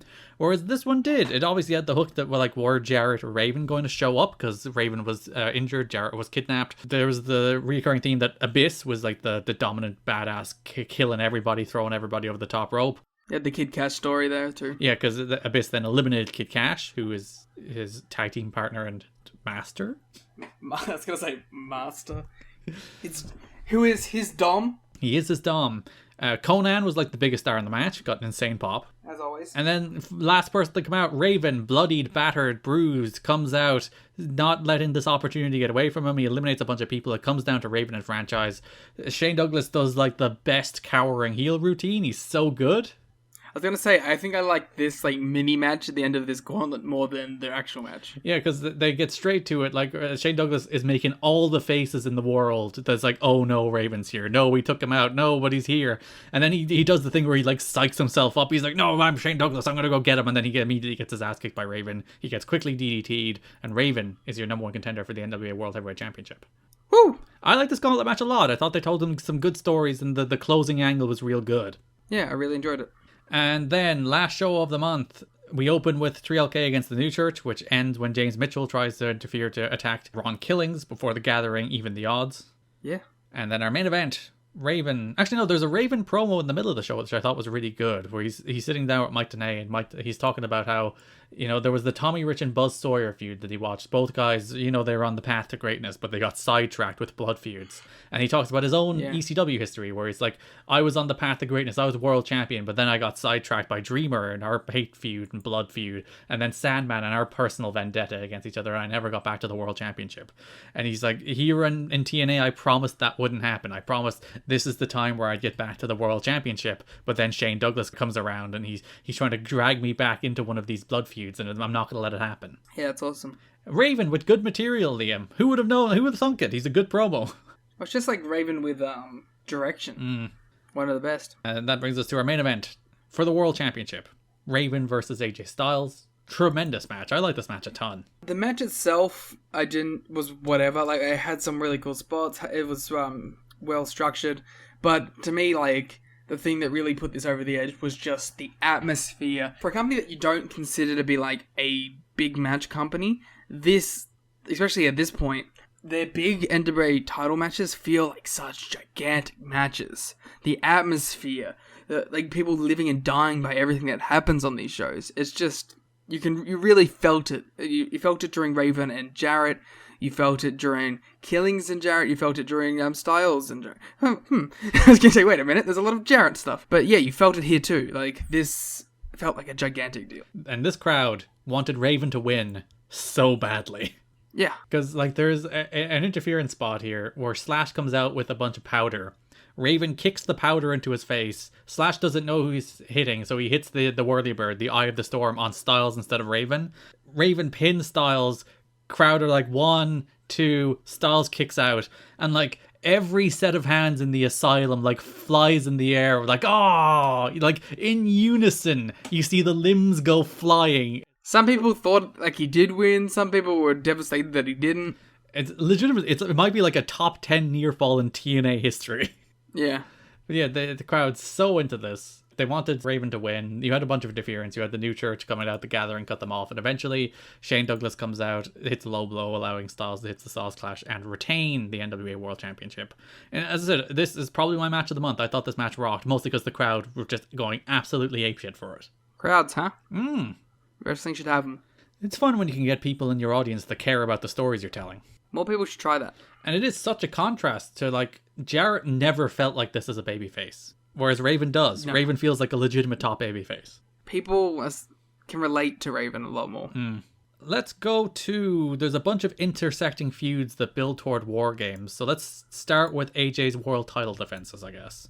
This is the War Games portion. Indeed. As we build to Wednesday Bloody Wednesday. First show of the month. NWA-TNA pay-per-view number 57, August 6th. AJ defended the World Championship against D'Lo Brown in a steel cage match. Yeah. Deeply disappointing for me, honestly. Yeah, there's just too much going on here. Yeah, it was all about Watts and Russo at ringside. The finish was D'Lo got up to the top of the cage, which I think is the third time D'Lo has climbed to the top of the cage. He's a crazy person. And he hasn't been able to hit a single move off the top, though. They keep cutting him off. Poor D'Lo can't do his frog splash off the cage. To be fair, would you want to take that? Well, yeah. So the finish is Watts picks Russo up while Russo's trying to interfere. He rams Russo into the cage, but while D'Lo's on top of the cage, D'Lo falls off because the cage moves, and AJ retains. That's a crazy finish. Yeah, and it makes sense, and it protects D'Lo, but it's just... The match wasn't good enough for me to put up with a bad finish, you know? And also, like, 5 minutes of it was... Let's put the cameras on Watts beating up Russo on the outside. And yeah, the AJ D'Lo feud as a world title program, I think, falls broadly into the disappointing category. I think the best match they had was the match where AJ became number one contender, which is before they even started feuding. They were still tag team partners at that stage. Yeah, and I was gonna say like their best matches were their tag matches too. So yeah, it's quite unfortunate that and I don't think it's really their fault. I think it's just like everything around them is about that instead of about their world title program. It's all about Russo and Siaki and Watts. It's not about AJ and D'Lo. Yep. There was like an age of stalling before this match. Like the second last match on this show was, what was it? Was it AMW against Diamond Swinger or Sabin against Kaz? Either way. Kaz Sabin. And like the gap between Sabin and Kaz and the start of AJ and D'Lo, they had like a Daniels segment. They had like the AMW segment with announcing Dusty as their partner. They had a video package for Styles and D'Lo. They had an interview with Styles and Russo. They had an interview with D'Lo. It was like 30 minutes without wrestling. It's like up next, it's the world title match. Now let us stall for a significant portion of time. They should have just let them go for 30. Yeah, so there was a sit-down interview with Styles and Russo where Styles was like, "Oh, you know, I'm with Russo just cause," and he tried to explain it, but he didn't actually have a reason. He just said, "Why not?" Yeah, I mean, he has the power. AJ wearing like baggy jeans and a t-shirt. Twas the look of the time. I did quite enjoy that. Like Russo's like, "AJ, get out of here," and then Russo tries to get in Mike Tenay's face. It's like, "Say it to my face, Mike," and like Mike Tenay's like, "Yes, I will. I have been. You suck. Go away. Leave me alone." Don't threaten me. Yeah, he's like, Russo tries to be all like threatening and intimidating, and Mike Tenay, and he like puts his hand on his throat, and Mike Tenay just knocks his hand off his throat and is like, "Shut the fuck up, you stupid idiot." Also, that was so real. Like, Mike was like, "Don't fucking touch me." Yeah, Mike Tenay is the biggest badass on these shows. He's not scared. So NWA-TNA pay-per-view number 58, Eric Watts comes to the ring. Hell yeah. Your favorite wrestler. He's up there. So he's talking about how he's going to lay down the authority and he's going to make a title match for tonight, but then Styles and Russo come out and it's like, "We're going on vacation, buddy." And they do. AJ Styles' fashion choices here were like even worse. He looked like a 21 Jump Street style person trying to infiltrate a college frat as a police officer. Yeah. He looked like a 25-year-old who keeps failing Sunday school. Do 25-year-olds go to Sunday school? But like the point is he kept on failing, so he's just still there. Do they hold people back at Sunday school? You haven't learned God well enough, Liam. You have to stay in Sunday school. I've only been to Sunday school like twice. Clearly, they didn't get you to stay there. You were like, "Oh, I'll have to be years here." They said you've completed Jesus. Russo and Styles were trying to back away. I quite enjoyed Russo when he got in like Eric Watts' face and was like, "Look at me when I'm talking to you." But as he said that, he like stepped in behind Styles, which I thought was a nice little character touch. He's good at that kind of Weasley shit. Eric Watts replied, "You can take your little chicken." Stopped because he didn't want to curse. Looked at the crowd. The crowd chanted, "Shit!" And then Watts was like, "Thank you." He's like, "Thank you, I couldn't say it." Chicken stuff. So the crux of this segment is that Russo and Styles start to walk away, but then Watts goads AJ into accepting a world championship match against the returning Low Key. Yeah. Who we're not acknowledging the sex stuff with. Not at all. Last we saw of Low Key, Liam, he was a member of Vince Russo's Sports Entertainment Extreme, and now he is just a babyface. Yep. Sure. And he cuts the same, like, Loki warrior promo as he was doing when he first showed up. Yeah, so he's just back to being OG babyface Loki. "I am a warrior, man. I am going to fight you," in my deep Loki voice. It's pretty good. Thank you. Main event of the show, AJ Styles against Low Key in their final singles match in TNA. Wow. It's fine. I thought it was a very good world title match, but not great. I preferred the Raven match, and it's wild that AJ and Raven had a better match than AJ and Low Key did. You gave it the same rating. I didn't. I was like 3.5, didn't I? 3.75. Well, I'm wrong, aren't I? How dare you hold my ratings accountable? Nice to be held accountable for your ratings, huh? Monster. How dare you do this to me again? But yeah, I thought it was a very good match. I thought they worked well together. I quite enjoyed toward the end of the match when Low Key got Russo on like the announce table and started beating the shit out of him. Mike Tenay was never so happy. And he like pounced him too. Yeah, Mike Tenay very much cheering on Low Key's beating up a Russo. There was like an exchange of strikes that Styles did where he did like a bunch of punches, chops, and kicks that reminded me a lot of like a less polished version of the same thing he'd do in like 2013, 2014, where he'd do like the leg kick, the punch, the leg kick, and then like the spinning back fist. Yeah, the slap, leg kick, back fist. Yeah, which would be like a signature Styles exchange, but it felt like a much less polished, like desperate flurry here. But it did remind me of that thing. So he's like, "Oh, look at him." Sorry, to clarify, slap, leg kick, back kick, and Zaguri, because that's the finisher of that sequence. So yeah, Russo interferes. AJ hits Loki with a baseball bat, retains the title. Very good match. I thought that, like, other than the D'Lo match, I liked both AJ title defenses this month. I thought he had a good match against Loki and a good match against Raven. Problem with AJ is that you're just gonna have such high expectations for him, especially in these title matches, that maybe that's just unfair. Yeah, and like, the problem is, again, it's not an AJ and Loki match. It's an AJ with Vince Russo and Loki match. And I think that's fine for the Raven stuff because they do incorporate the Gathering and the New Church stuff into like the overall match structure. So you're not really expecting them to go out there and have like a pure wrestling contest. But when it's AJ and Loki, you do want them to go out there and have a pure wrestling contest. It's AJ and Loki. You want them to have a Ring of Honor main event. So yeah, AJ beats Loki to retain. I find it interesting. They never wrestle in TNA again. And like they do have multiple times where they're on the same show again. It's not like they're never in the same company anymore, but they never go back to the AJ Loki singles well.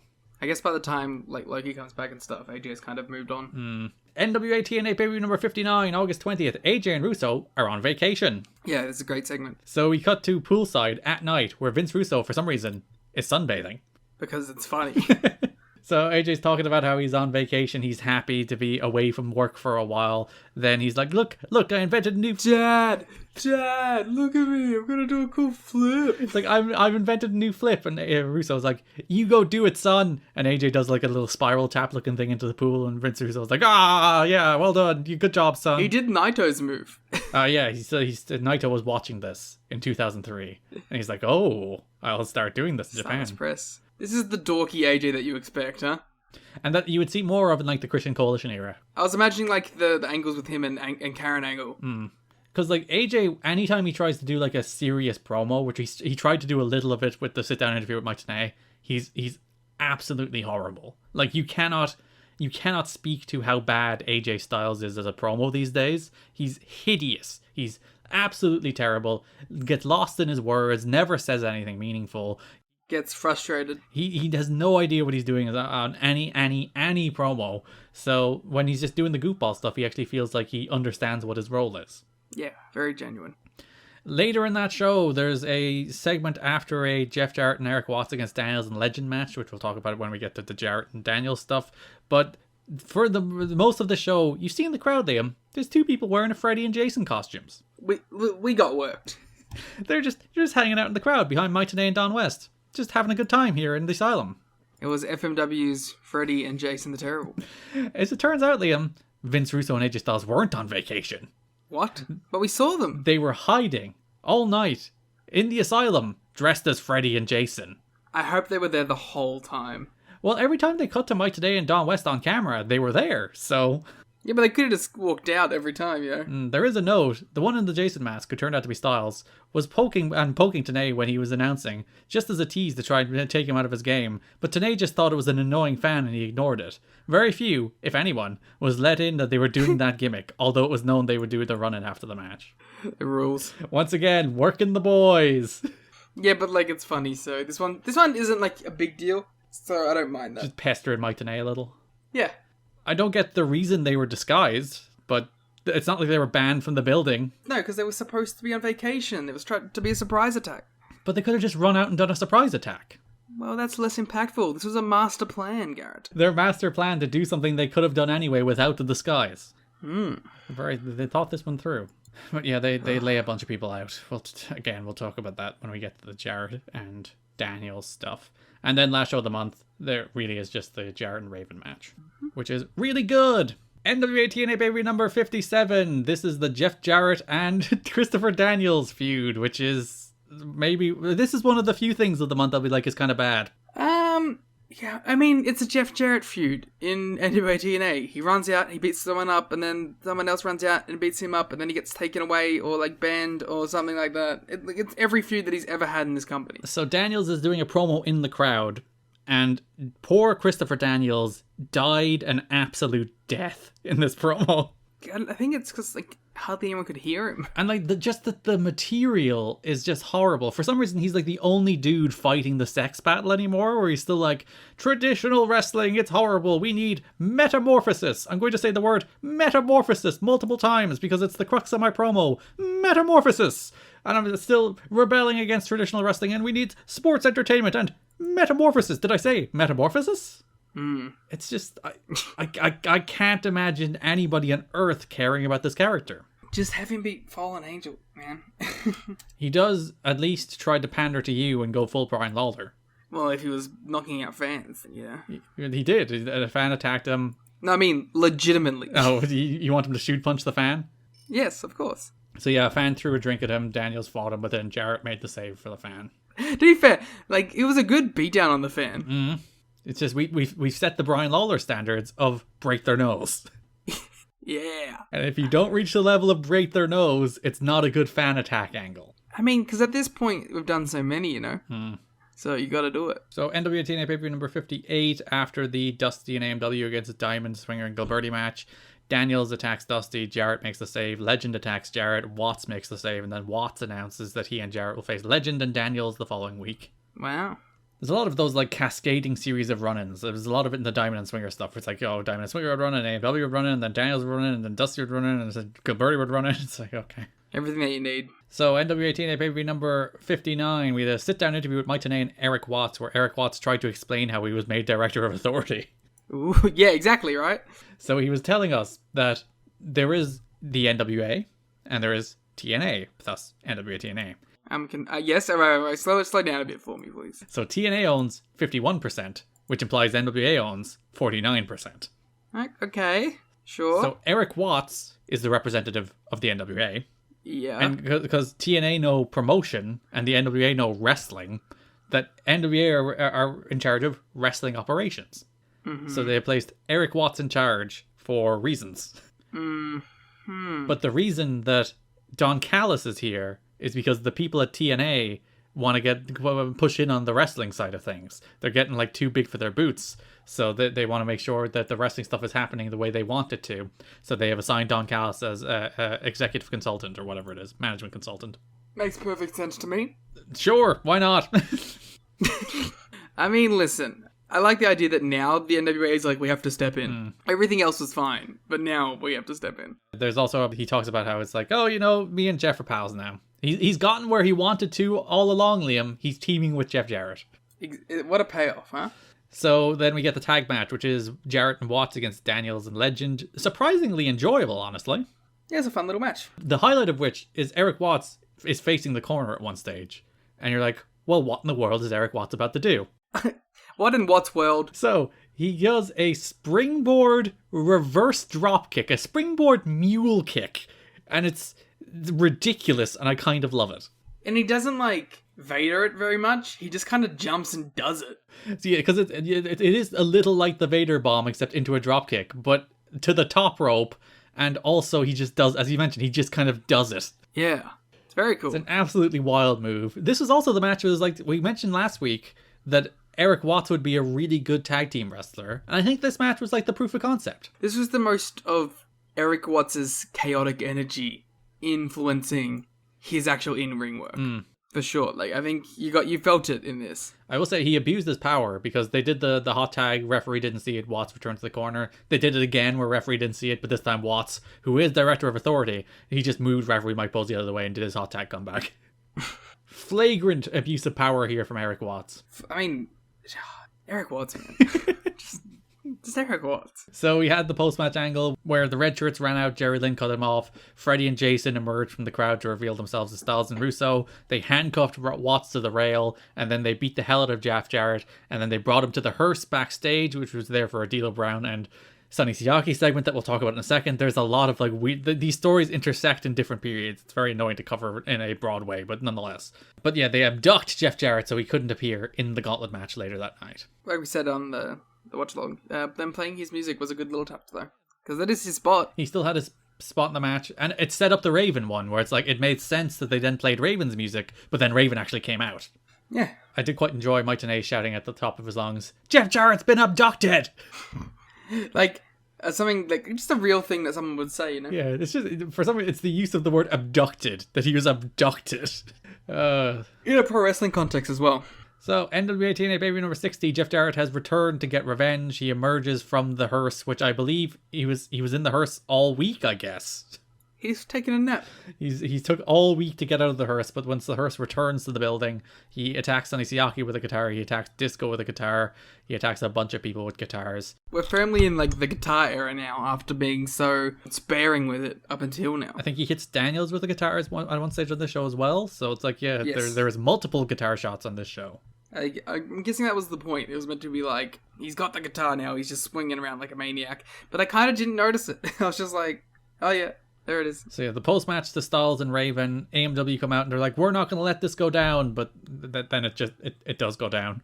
One AMW. Well, yes, Chris Harris. Chris Harris is like, this isn't going to go down like this. First we lost the tag titles and now Raven lost like this. It's not going to happen like this. But it does. I like that they let Chris Harris cut this promo though, because it could have just easily been Jarrett. So everyone runs out, everyone makes the save. So you have everyone out there where Eric Watts jumps on the microphone and he's like, next week it's going to be Jarrett, AMW, Raven, and D'Lo against Styles, Daniels, Shane Douglas, Diamond, and Swinger in Wednesday, Bloody Wednesday, which is TNA's first War Games match. Lethal Lockdown. And in a very nice touch, the inventor of War Games, Dusty Rhodes, was out there, and he was the man who will keep the key for the Wednesday, Bloody Wednesday match next week. I like that he said it's like, sounds like a little War Games, and it's like, no, Dusty. I did quite enjoy that they made sure you knew that it's War Games they're doing. It's like, just in case, we explained the rules so that you knew it's War Games, but we're also going to say the words War Games multiple times so that you know it's War Games. Gotta get a little blood and guts. I will say, I thought they built this match quite nicely. We talked about like the fact that the intersecting stories was a little annoying to cover from a broad topics perspective, but the way they intersected these stories makes sense that they're going to bring them all together into this War Games match. Yeah, I think they did a good job of wrapping it all together. So we will talk about that in the September episode, because the first show of the month is the Super X Cup and the Wednesday, Bloody Wednesday War Games match. Alright, some more stuff to cover. D'Lo and Siaki. This one's important, I think, because it's the first instance of the TNA eulogy. Yes, so after Siaki cost D'Lo the matches against AJ last month, they continue their feud this month, where Siaki decides that he's going to host a funeral for D'Lo Brown's career. And Garrett, have we, or would we see this again in TNA's future? TNA become very fond of funerals. Like, that's a quintessential TNA angle. Like, not many other people do that. Or do it as well if they do it. And, like, specifically the way TNA eventually does it, because, like, the way this segment plays out, which is NWA-TNA Pay-Per-View number 59, August 20th, Siaki comes to the show with a hearse, and he's going to bury the career of D'Lo Brown. So Siaki comes to the ring, he has Trinity with him, Siaki's wearing his sweet leather jacket, Trinity is dressed both appropriately and inappropriately for a funeral. It is black, but also horny. So they do the eulogy. They're like, oh, D'Lo, here your career rests. You're a horrible failure. And in typical pro wrestling fashion, D'Lo Brown bursts out of the casket, beats the hell out of Siaki and Trinity, and then throws Siaki and Trinity into the casket themselves. And then he died. He's dead forever. Mm-hmm. So, Garrett, how many eulogy angles have there been in TNA? So we have the Aces and Eights funeral. Mm-hmm. We have the Team 3D funeral. That's my favorite. We have the Funeral of Fire, where Sue Young sets Rosemary on fire. Mm-hmm. There's, I think, an LAX and OG's funeral as well. Yes. Am I missing one? Was there like a one in the build-up to the Sting Abyss stuff? There was a Last Rites match, which is comically bad. I'm looking forward to covering it on the show, but I don't remember if there was a funeral. If you remember any other TNA funerals, hit us up at TNA History Pod on Twitter or in the Discord, the Voices Wrestling Discord, in our little channel there, if you'd want to remind us of more TNA funerals. And tell us what your favorite TNA funeral was. Because like this was more your standard like casket segment where the dude bursts out of the casket, which is another very satisfying pro wrestling trope in its own right. I like people bursting out of caskets. It's very enjoyable. But yeah, the TNA funeral as we know it, I think, would first come into play in the Team 3D funeral, which is still the best one. I'm very much looking forward to that era of TNA angle. Because, like, the TNA hit a point at some point where they were like, we're just going to do, like, It's Always Sunny skits. Like, and I don't know why, but, like, those are always the things that, really stuck with me. Perhaps because I was, like, a 15-year-old boy. And I was watching them and, like, this rules. So, last show of the month, NWA-TNA Pay-Per-View number 60, Siaki defeated D'Lo after Trinity hit a DDT. Nice little match, nothing special, but I thought it was a good little 2.5-star match. Mm-hmm. Okay, Kid Cash, what's he up to this month, Liam? He's beating up legends again, and then he's getting betrayed. So last month, if you remember, Kid Cash faced Ricky Morton on the last show of the month. So he continues his feud with Legends on NWA-TNA pay-per-view number 57, where he faces the returning Larry Zbyszko. I thought this was kind of good. I thought both of the, particularly because the following show he faces Ricky Morton in a match that I was actually really disappointed about how short it was, because it's like, oh, I'm enjoying this, and then they just go, oh, sorry, Bobby Eaton, not Ricky Morton. He faced Ricky Morton last week. So yeah, he's wrestling Bobby Eaton. They're having like a really nice little match, and then it just kind of ends anticlimactically. I'm like, oh, I wish they got more time.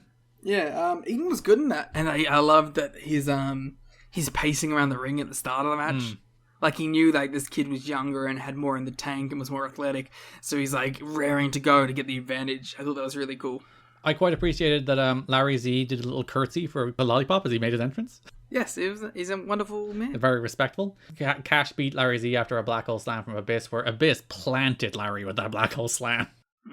This is a good month for black hole slams. Really stuck him, because I think Larry is both old and heavy, so he didn't do like the kind of seamless, graceful rotation, so Abyss just like dropped him and it ruled. So yeah, next show it's Bobby Eaton making his TNA debut, his only TNA appearance, where he wrestles Kid Cash. Again, Abyss interferes, Cash wins. But yeah, I really wish they got more out of this, because I thought they were having a nice little match before it just kind of anticlimactically ended. Yeah. But again, they did do the Midnight Express knockout team, so there you go. I'm a big fan of the Legend Killer Kid Cash. Was Randy doing that story at this stage? He would have been, right? I mean, maybe it was the very formations of it. Stole the angle from Kid Cash. I had Randy Orton beat up Mark Cuban yet. That happened, right? I'm not just imagining that. He did do that? I don't remember, but it's WWE story, so I just don't remember. Yeah, Randy Orton RKO's Mark Cuban, Survivor Series 2003. There you go. I know because I watched Survivor Series 2003. It was at that moment that Mark Cuban was like, I'm going to start a pharmaceutical company instead of starting a wrestling company. Yeah. I quite enjoyed Don West on commentary. He's just like, you know, Mike, I usually like enjoy most people, but this Kid Cash guy's a real son of a bitch. Yeah. 2 months ago, he was talking about how he like gets sexual gratification for beating up women. He's not a good person. In fact, quite a bad person. Is Kid Cash ever a babyface in this company ever again? Not really. If he is, it's for a short period. Good. NWA-TNA pay-per-view number 59, August 20th. Kid Cash and Abyss are both in the gauntlet match. As mentioned, Abyss eliminates Kid Cash. And then we're like, oh, what does this mean for their relationship? Abyss is a man on his own.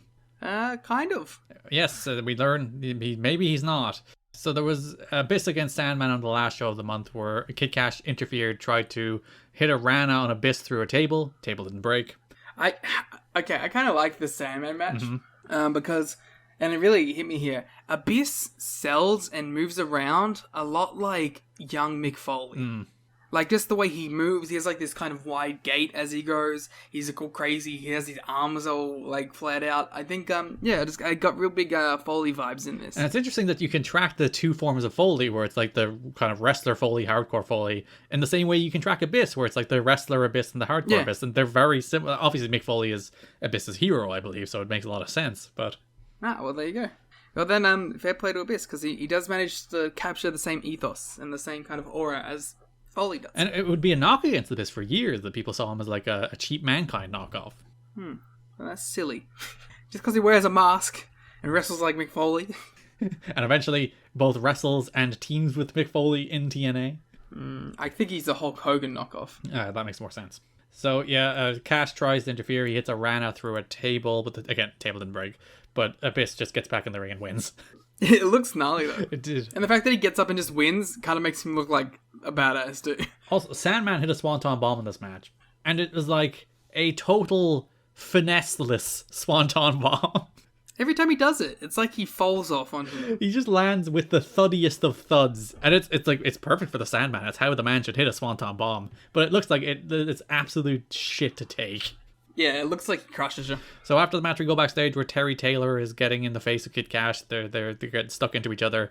Kid Cash slaps Terry Taylor, but before Terry Taylor can retaliate, Abyss steps between them. So apparently the mind control has kicked back in. The mind control. That's even Mike Tenay Don West is like, it's like mind control. Yeah. So Abyss and Cash are on the same page? Question mark? For now. And then the last real thing this month is Mad Mikey. Mad Mikey did a couple of things. Yeah, so he did the skit one more time? Yeah, so he did a vignette on the first show of the month where he was mad at people playing basketball. It's like, God damn it, these people are tall.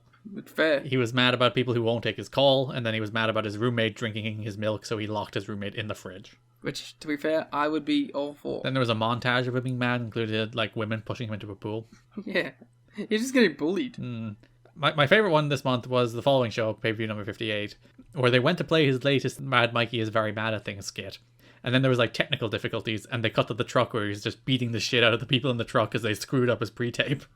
And then he just like whines. Upset and whining and upset. This is great foreshadowing for when James Mitchell can't get his headset to work. Yes. We didn't mention that. It was the Tree Life Crew segment, I believe. Yeah. Tree Life Crew against the New Church, where they were meant to have Mitchell on commentary. And Mike Tenay is like, can we turn on James Mitchell's headset?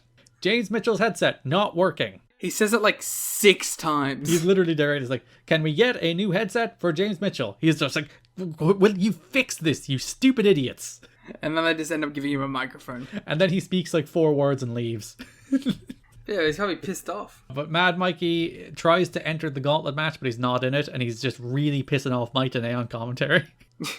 And he just runs in. And then gets eliminated. Because, sure. Even though he's not in the match, so I guess he can't be eliminated. I did enjoy just how agitated Mike Tenay was getting, because Mikey was over by the announce table shouting at them, and Mike Tenay was like, I cannot focus on this match with this man shouting at me. Such a bad day too, because like he had, it was the next week he was getting poked in the back too. So Jesus, no, that was the same show. He was just getting, it was a bad day for Mike Tenay. He's getting poked by people in the crowd. Like Mad Mikey's yelling at him, Just being agitated from all angles. And speaking of being agitated, last show of the month, Mike Tenay sat down with Mad Mikey to try to get to the bottom of his anger issues. Yeah, it was kind of a nice little therapy session. He's like, I'm one of the most decorated stars in wrestling history, and I'm going to prove it by winning a title here in the NWA-TNA. He also said, he's like, I'm one of the most decorated stars in wrestling history, but I'm also one of the biggest losers. Yeah, then he steals Mike Tenay's shoes and has a freak out. Some good Mike Tenay faces here too. Oh, the one that closes on where he's just like aghast at this man in front of him, like doing the full Christian temper tantrum while holding one of Mike Tenay's shoes in his hand. Great stuff. Great Mike Tenay right there. Mike Tenay. Alright, that's all we have for broad topics. Very quickly, let's go through show by show. NWA-TNA pay-per-view number 57. You have anything from this one? Not really. Just that, I like pre-match promos from Danny Dory and Joey Matthews, because they were both just like, we are here in the TNA.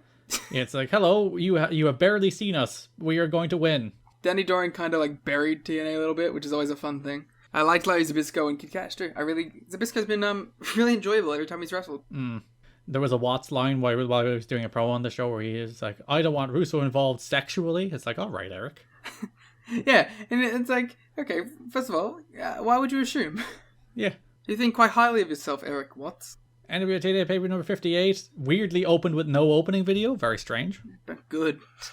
Oh, I forgot to mention, the first show of the month, they actually ran out of time on the cage match angle. Oh, no. Oh, yeah, because mid-Russo promo, they cut him off. Yeah, so they ran out of time. They pulled the plug on Vinny Rue, and they did show it the following week, where basically Russo did a promo, Daniels came out, joined Team Russo, or Team Styles, and then Jarrett made the save. That was the angle. But yeah, they ran out of time. And then we have the note on the next show that there was some heat in the audience because nobody had ever heard of them confiscating signs, but they took out who booked this crap sign before the show. Which, to be fair, I can't blame them. Yeah, but also, who did book this crap? Well, we know it's some combination of Jeff Jarrett, Vince Russo, Scott D'Amore, and Glenn Gilberti, so... There you go. Choose who you would like to blame. I know who I'm blaming. And also giving credit to. NWA-TNA pay-per-view number 59, the one we did for a watch-along. That's on TNAchat.com right now in the King of the Mountain tier if you'd like to hear our full reactions to it while Liam also played Yu-Gi-Oh! Yeah. How are you finding the Yu-Gi-Oh? It's really good and you don't have to spend any real money. That is always a plus. Yeah, which was everyone's big concern because Konami is a greedy, greedy company. In so many ways. All in all, it's very good. Some things that need to be updated, but that'll come with time. It's a free-to-play game, so, it'll be updated as we go. So there's your Yu-Gi-Oh! Update for NWA-TNA pay-per-view number 59. Yeah. Who would be the best duelist? It's Chris Sabin, for sure. Oh yeah, he's a duel master. He's hard of the cards. Yeah, 100%. And then NWA-TNA pay-per-view number 60, last show of the month. I did quite enjoy, there was a moment in, I believe it was the Diamond and Swinger against AMW match, where Rudy Charles missed 2 low blows just by happening to look in a different direction. Yeah. There's a reason the crowd have turned on him. Because he is a divisive figure here, Rudy. I wouldn't say divisive. I just say people don't like him. He's making unpopular decisions. He's stealing belts. And, like, watch it. There's a moment where he does a low blow where he just happens to look outside. I guess it's good refereeing in a way, where he's trying to maintain the integrity of his position as an official, where he just happens to, like, look out to the floor during the low blow. It's like, why didn't you just incorporate it into the match anymore? It doesn't matter. But I think also the point is meant to be that he's, like, the shifty ref. Even though he's the senior official. Because they kind of play into it with the last show of the month during that big segment where Harris is cutting his promo about how he has to restart the match or get thrown out or reverse the decision. Raven clearly wasn't listening to that James Mitchell promo because he had his candles again on this show. It's clearly summoning some more demons. Judas Messias will come out next. Oh yeah, probably worth mentioning, Roddy Piper. Oh yeah. Listen, who knows what that's going to be. So yeah, there's on 59 there's a Piper teaser, and then there's a more express it's Roddy Piper coming on 60, and he's pissed off, Liam. He's like Mad Mikey. I mean, also Don West says it's Roddy Piper. Yeah, that's also a bit of a tell. It's a little weird. Chris Harris rocks. I just want to say Chris Harris rocks. Sure. Everything he does rules. His left arm clothesline, I think I've said this before, but like the way he leaves the ropes the second he hits them and like flies 3/4 of the way across the ring to hit his left arm lariat, so good. Yeah. And Raven had like the big dramatic entrance music. They do that for like the big match, title matches where Styles and Jarrett have had it, but now Raven got his. That's it. I'm out of notes. You got anything else? The only thing we have is that like apparently no one else wanted to do the gauntlet match. Oh yeah, the other members of the writing team were not in favor of holding the gauntlet match last week, but Jeff Jarrett stood his ground and insisted that it be part of the show, and he was right. Very good part of the show. Good job, Jeff. See, that's why you need to have someone who can actually make the call and be like, no, fuck you, I'm in charge. And also, for when Diamond and Swinger won the tag belts, JB, who can't get his rating defending right, accidentally nearly announced new World Tag Team Champions, America's Most Wanted, and I was like, oh, Jesus Christ. Diamond and Swinger! Jesus. They should honestly, I don't know if they do it, but next week they should be like, oh, and typical JB, he loves AMW so much, even when they lost, he tried to announce them as winners. This guy. Because that's the story. It would be fun if they incorporated it into the story. They won't. They won't at all. That is August 2003 in the NWA-TNA. Pardon? Sorry? Sorry, I got distracted. Someone was making noise outside my window. Is it threatening noises or just people outside? Just people outside. Oh, okay. Someone on the phone, and I was like, who's on the phone? But yes, we're done. That's the month. We'll be back in 2 weeks where we will be talking about September, which as mentioned includes the first Super X Cup, which includes the first War Games. Lethal Lockdown. Which we saw all the build to this month. So come back in 2 weeks for that. Next week we'll be back with our next episode of Ring Cat Kings. That'll be on Patreon, patreon.com/kiddingme or tnachat.com, where you can get the watch along of NWA-TNA 59. You can get the show notes for the show, our star ratings from this month as well. Head to Patreon, patreon.com/kiddingme, tnachat.com. Follow us on Twitter at TNA History Pod. Follow me on Twitter at Garrett Kidney. Follow Liam on Twitter at The Cleat Muda. Thanks for listening, and bye-bye. Let's hope that this will be the last month that we have to see another D'Lo AJ Styles match.